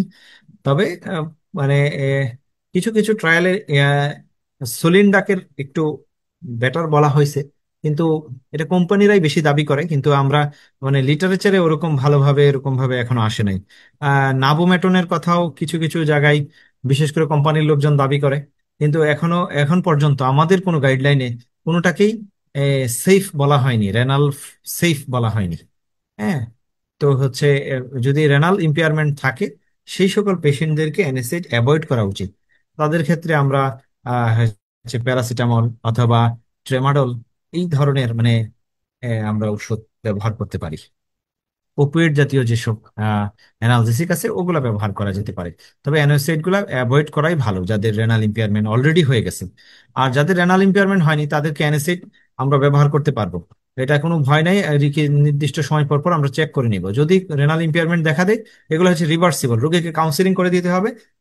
ইউজুয়ালি অ্যানোসেড ইনডিউসড নেফ্রোপ্যাথি হচ্ছে রিভার্সিবল, অ্যানোসেড আমরা বন্ধ করে দিব, পেশেন্টকে অ্যাডিকুয়েট হাইড্রেশন দিব এবং হচ্ছে সাপোর্টিভ ম্যানেজমেন্ট দিব, ইউজুয়ালি রেনাল ফাংশন ওকে হয়ে যাবে, আমরা আবার ব্যাক করে নর্মাল হয়ে যাবে। সুতরাং এটা নিয়ে এতটা ভয় পাওয়ার কিছু নাই। তবে যার অলরেডি রেনাল ইম্পেয়ারমেন্ট আছে তার ক্ষেত্রে এনএসএইড না দেয়াই ভালো, না মানে দেওয়া উচিত না আর কি। এটা সব গাইডলাইনে এইভাবেই বলা আছে। কোনো এনএসএইড কে এনএসিআইড এর ভিতরে ডাইক্লোফেনাক বা কিটোরোলাক এটা মানে মানে কেমন এগুলো ইউজ হচ্ছে, বা কোথায় ইউজ? এগুলার পটেন্সি ভালো কিন্তু মোর নেফ্রোটক্সিক। বিশেষ করে কিটোরোলাক কে আমরা একটু বেশি ভয় পাই এবং এটাকে একটু খুব বেশি দিন লম্বা সময় ব্যবহার করতে বলি না। তবে অ্যাকিউট এপিসোডে অল্প কিছু দিনের জন্য দেওয়া যেতে পারে। আর ডাইক্লোফেনাক দেওয়া যেতে পারে দীর্ঘমেয়াদী। এ, তবে এটার জিআই আপসেট করার প্রবণতা একটু বেশি এবং নেফ্রোটক্সিসিটি কম্পারেটিভলি অন্যগুলোর চেয়ে একটু বেশি। এই জন্য আমরা দীর্ঘমেয়াদী দিতে পারি। তবে এগুলার ডাইক্লোফেনাক সোডিয়াম পাওয়া যায়, পটাশিয়ামও পাওয়া যায়। সোডিয়াম গুলো অ্যাভয়েড করতে পারলে ভালো এনএসএইড গুলোর সাথে। এক্সিপিয়েন্ট যেটা থাকে সোডিয়াম বেশিরভাগ ক্ষেত্রে, পটাশিয়াম যদি থাকে তাহলে হচ্ছে ফ্লুইড রিটেনশনের হারটা কম থাকে। যেমন হচ্ছে ন্যাপ্রোক্সেন পটাশিয়ামও পাওয়া যায় কিছু কিছু কোম্পানির, ডাইক্লোফেনাক পটাশিয়ামও পাওয়া যায় দুই একটা কোম্পানি। এরকম যাদের পটাশিয়াম আছে তাদের সোডিয়াম আপনারা জানেন যে হচ্ছে ফ্লুইড রিটেনশন করে, এই জন্য সোডিয়াম ওলাগুলো একটু অ্যাভয়েড করতে পারলে ভালো। অ্যানিসিড দিলে তো অনেকেরই পায়ে পানি আসে, এই জন্য অনেকেই ভয় পেয়ে যায় যে হচ্ছে কিডনি মনে হয় খারাপ হলো। আসলে তো অ্যানিসিডের কারণে পানি আসছে, কিডনি তার ওকেই আছে। এই জন্য একটু পানি আসলে আবার একটু ইরিটেশন হয়, ডিসকমফোর্ট ফিল হয়। এই জন্য এগুলা অ্যাভয়েড, মানে সোডিয়াম সমৃদ্ধ গুলো একটু অ্যাভয়েড করতে পারলে ভালো। হ্যাঁ, সোল পেইনের ক্ষেত্রে অনেকে প্লান্টার ফ্যাসাইটিস ছাড়াও মানে যে ওয়েট বিয়ারিং যে এরিয়া ওইগুলোতে পেইন হয়, মানে সেক্ষেত্রে আসলে আমাদের ট্রিটমেন্ট কি হওয়া উচিত? মানে প্লান্টার ফ্যাসাইটিস আমরা বুঝতেছি মানে ওটা না। হ্যাঁ হ্যাঁ, তাদের ক্ষেত্রেও এরকম মানে পেশেন্টের ক্ষেত্রে এই স্ট্রেচিং এবং কিছু এক্সারসাইজ দিতে পারি আমরা, বিশেষ করে মূল বেশিরভাগ এক্সারসাইজ স্ট্রেচিং এক্সারসাইজ। এবং হচ্ছে শর্ট পিরিয়ডের জন্য অ্যানেসেড দিতে পারি। আর হচ্ছে বেশিরভাগ ক্ষেত্রেই এতটুকুই বলা আছে, আমরা টপিক্যাল এবং হচ্ছে ওরাল অ্যানেসেড দিতে পারি। আর হচ্ছে এক্সারসাইজ এবং হচ্ছে সফট শো দিতে পারি। আর যদি কোনো পায়ের গঠনের কোনো পরিবর্তন থাকে তাদের ক্ষেত্রে ওই যে অর্থোটিক্স, মানে যদি পায়ের যাদের অনেক সময় ফ্ল্যাট ফুট অথবা হাই আস্ট থাকে তাদের ক্ষেত্রে আমরা হচ্ছে মানে পেস প্ল্যানাস পেস কেবাস এদের ক্ষেত্রে আমরা হচ্ছে মানে ওই ধরনের শু ব্যবহার করার জন্য বলতে পারি, পায়ের যদি অনেক ধরনের কোনো পরিবর্তন থাকে। মূলত এক্সারসাইজ ওদেরকে এই এই সফট টিস্যু রিউমাটিজম গুলাকে ট্রিটমেন্টের জন্য মূল থিম হচ্ছে এক্সারসাইজ আর অ্যানিসিড।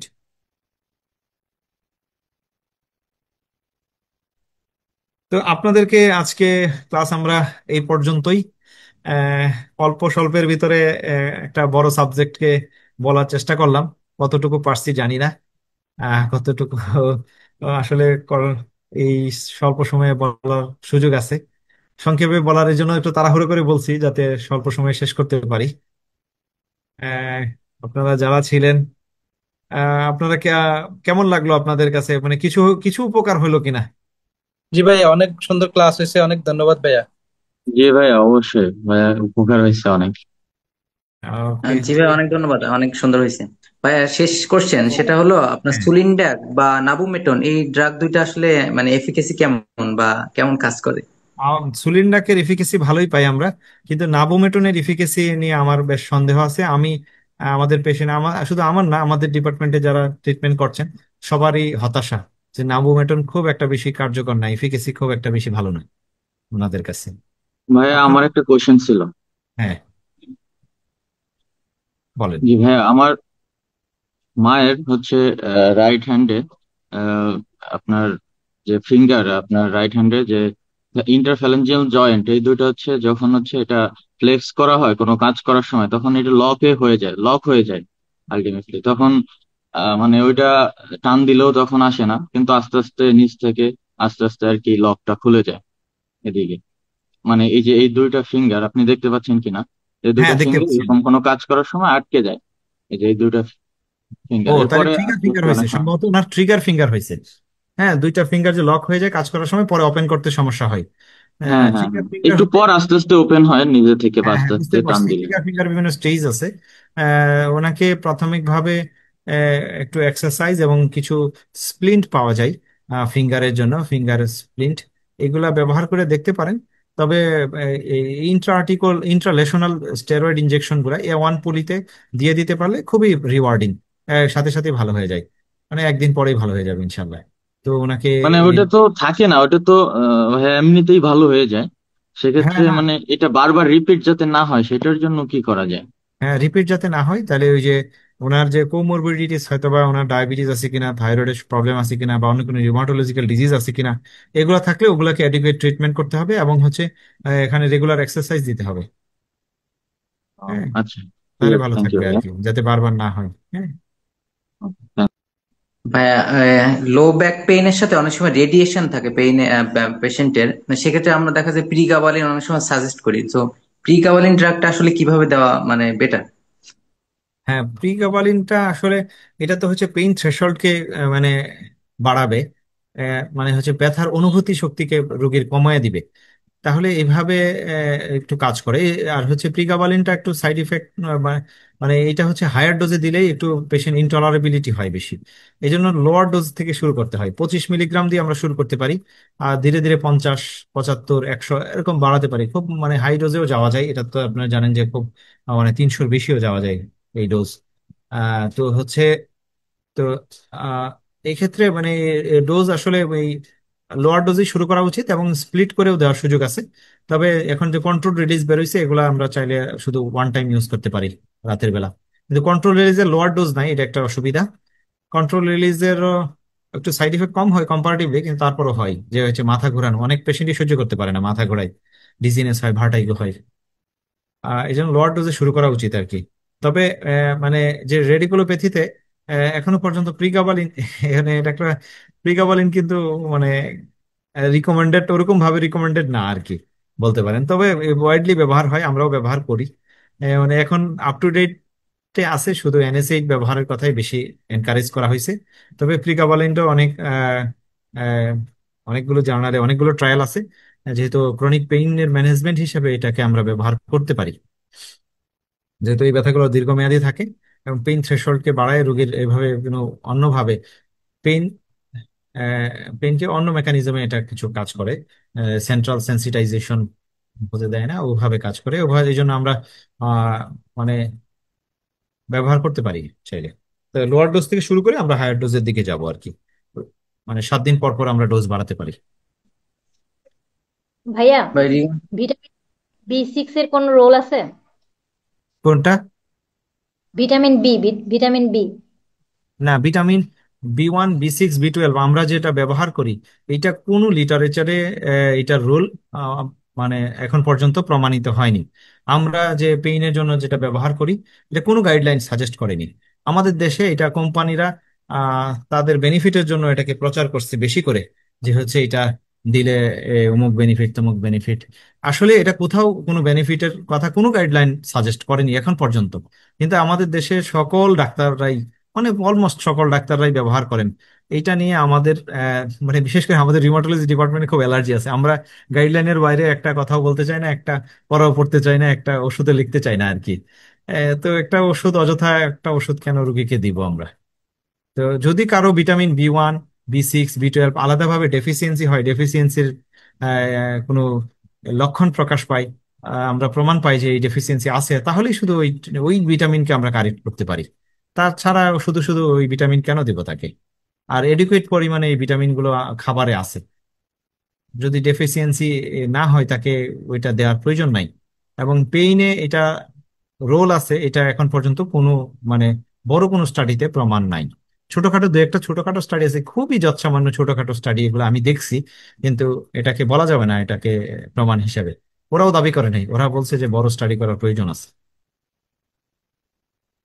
হ্যাঁ, মাসেল রিল্যাক্সেন্ট ইউজ করেন কিনা, আর করলে কোনটা বেটার মাসেল হ্যাঁ, রিল্যাক্সেন্টের? যদি মাসল স্পাজম হয় কোনো কারণবশত, সেক্ষেত্রে তো মাসল রিল্যাক্সেন্ট ব্যবহার করা উচিত। এবং হচ্ছে এখান থেকে টলপেরিসন, বেক্লুফেন, আপনি হচ্ছে আরো হচ্ছে বিশেষ করে মানে বইপত্র এবং গাইডলাইন গুলোতে হচ্ছে আপনার হচ্ছে যে মাসল রিল্যাক্সেন্টটা বেশি ব্যবহার করার কথা উল্লেখ আছে। আহ, সেটা হচ্ছে আপনার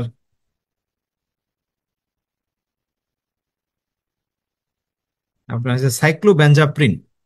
এটা ফ্লেক্সন নামে পাওয়া যায় আমাদের দেশে, মনে হয় একটা বা দুইটা কোম্পানি বানায়, দুইটা কোম্পানি সম্ভবত, দুইটা বা তিনটা কোম্পানি বানায় সাইক্লোবেনজাপ্রিন। ফ্লেক্সন নামে আমরা এটা ব্যবহার বেশি করি, বেশিরভাগ গাইডলাইন বা বইপত্রে, লিটারেচারে এইটার কথা বেশি বলা আছে। তো দুর্ভাগ্যক্রমে এটা বেশি ব্যবহার হয় না আমাদের দেশে, এটার কোম্পানিগুলো কখনো এটা প্রমোট করে না। আহ, এটা ভালো, খারাপ না। আমি অনেক রোগীকে ব্যবহার করছি, লম্বা সময় ব্যবহার করার ক্ষেত্রেও ব্যবহার করা যেতে পারে। তবে হচ্ছে মানে অ্যাকিউট কন্ডিশনে আমি দেখছি টলপেরিসন খুব ভালো কাজ করে। ক্রনিক কন্ডিশনে বেক্লোফেন অথবা এরকম সাইক্লোবেনজাপ্রিন এগুলা দিতে পারেন। সাইক্লোবেনজাপ্রিনটা আমরা বেশ ব্যবহার করি। এই খারাপ না, ভালো রেসপন্স পাই। এবং হচ্ছে তবে এটার একটু ড্রাউজিনেস করে পেশেন্টদের, রাতে ইউজুয়ালি দেই, এই জন্য ঘুম আসে রোগীদের অনেক সময়। ব্যথা রোগীরা দেখা যায় যে দীর্ঘদিন এই এনএসআইডি খেতে খেতে তাদের একটা গ্যাস্ট্রিক আলসারের প্রবলেম ডেভেলপ করে যায়। তো এই ধরনের পেশেন্ট যদি আসে তাদের ক্ষেত্রে আমার পরামর্শটা কেমন হতে পারে, কিভাবে যদি হবে? হচ্ছে আলসার মনে করেন যে হিস্ট্রি থেকে মনে হয় যে গ্যাস্ট্রিক আলসার অথবা ডিউডেনাল আলসার হয়ে গেছে, তার ক্ষেত্রে তো এন্ডোস্কোপি করা উচিত। যদি এন্ডোস্কোপিতে আমরা আলসার পাই, তাদের ক্ষেত্রে ট্রিপল থেরাপি দিতে হবে। আহ, আর হচ্ছে বেশিরভাগ পেশেন্টের হচ্ছে রিফ্লাক্সের ফিচার থাকে, গ্যাস্ট্রো এসোফেজিয়াল রিফ্লাক্স সিনড্রোম, এরকম ফিচার গুলাই বেশি থাকে, অথবা নন আলসার ডিসপেপসিয়া থাকে। এই সকল পেশেন্টদের ক্ষেত্রে এনএসএইড আমরা চেঞ্জ করে কক্স টু ইনহিবিটর যেমন ইটোরিকক্সিব এগুলাতে আসতে পারি, অথবা প্যারাসিটামলে যদি কন্ট্রোল থাকে প্যারাসিটামলে চলে আসতে পারি। আর হচ্ছে তাদেরকে আমরা অ্যাডিকুয়েট টিপিআই এবং হচ্ছে প্রোকাইনেটিক এজেন্ট যেগুলো ডোমপেরিডন অথবা মেটোক্লোপ্রামাইড বা নতুন যেগুলো আসছে বাজারে ইটুপ্রাইড, এগুলো ব্যবহার করা যেতে পারে। তো হচ্ছে সাথে আমরা হচ্ছে অনেক সময় বিভিন্ন সিরাপ ফর্মুলেশন পাওয়া যায়, এগুলো ব্যবহার করা যেতে পারে তো সাময়িকভাবে রিলিফ দেওয়ার জন্য। ধন্যবাদ ভাইয়া, ভাই। মাসেল রিল্যাক্সেন্ট ফ্লেক্সর যেটা, এটা কি ডোজে ইউজ করেন ভাইয়া? এটার মানে লোয়ার ডোজ হচ্ছে 5 মিলিগ্রাম, 10 মিলিগ্রামের ট্যাবলেটও পাওয়া যায়। তবে এটার মানে হায়ার ডোজ কিন্তু 60 মিলিগ্রাম পর্যন্ত। আমরা তো হচ্ছে এত ডোজে আমরা অনেক সময় যেতে পারি না, রোগী ড্রাউজি হয়ে যায়। তো তো হচ্ছে হয়তো বা হাইয়েস্ট আমরা 20 to 30 পর্যন্ত যাই, এর বেশি যাই না ইউজুয়ালি। ওকে, থ্যাংক ইউ ভাইয়া। জি, তাহলে আজকে এই পর্যন্তই। আপনাদের জন্য শুভকামনা রইল। সবাইকে এই নতুন বিসিএস এ আপনারা উপজেলায় জয়েন করার জন্য অপেক্ষায় আছেন নাকি, না অন্য কেউ আছেন? আচ্ছা, ঠিক আছে, সবাই মনে হয় মিউট হয়ে গেছেন। Thank you. আজকের মতো ক্লাস এখানেই সমাপ্ত ঘোষণা করছি। আসসালামু আলাইকুম। ওয়ালাইকুম আসসালাম ভাই, আসসালামু আলাইকুম। থ্যাংক ইউ ভাইয়া।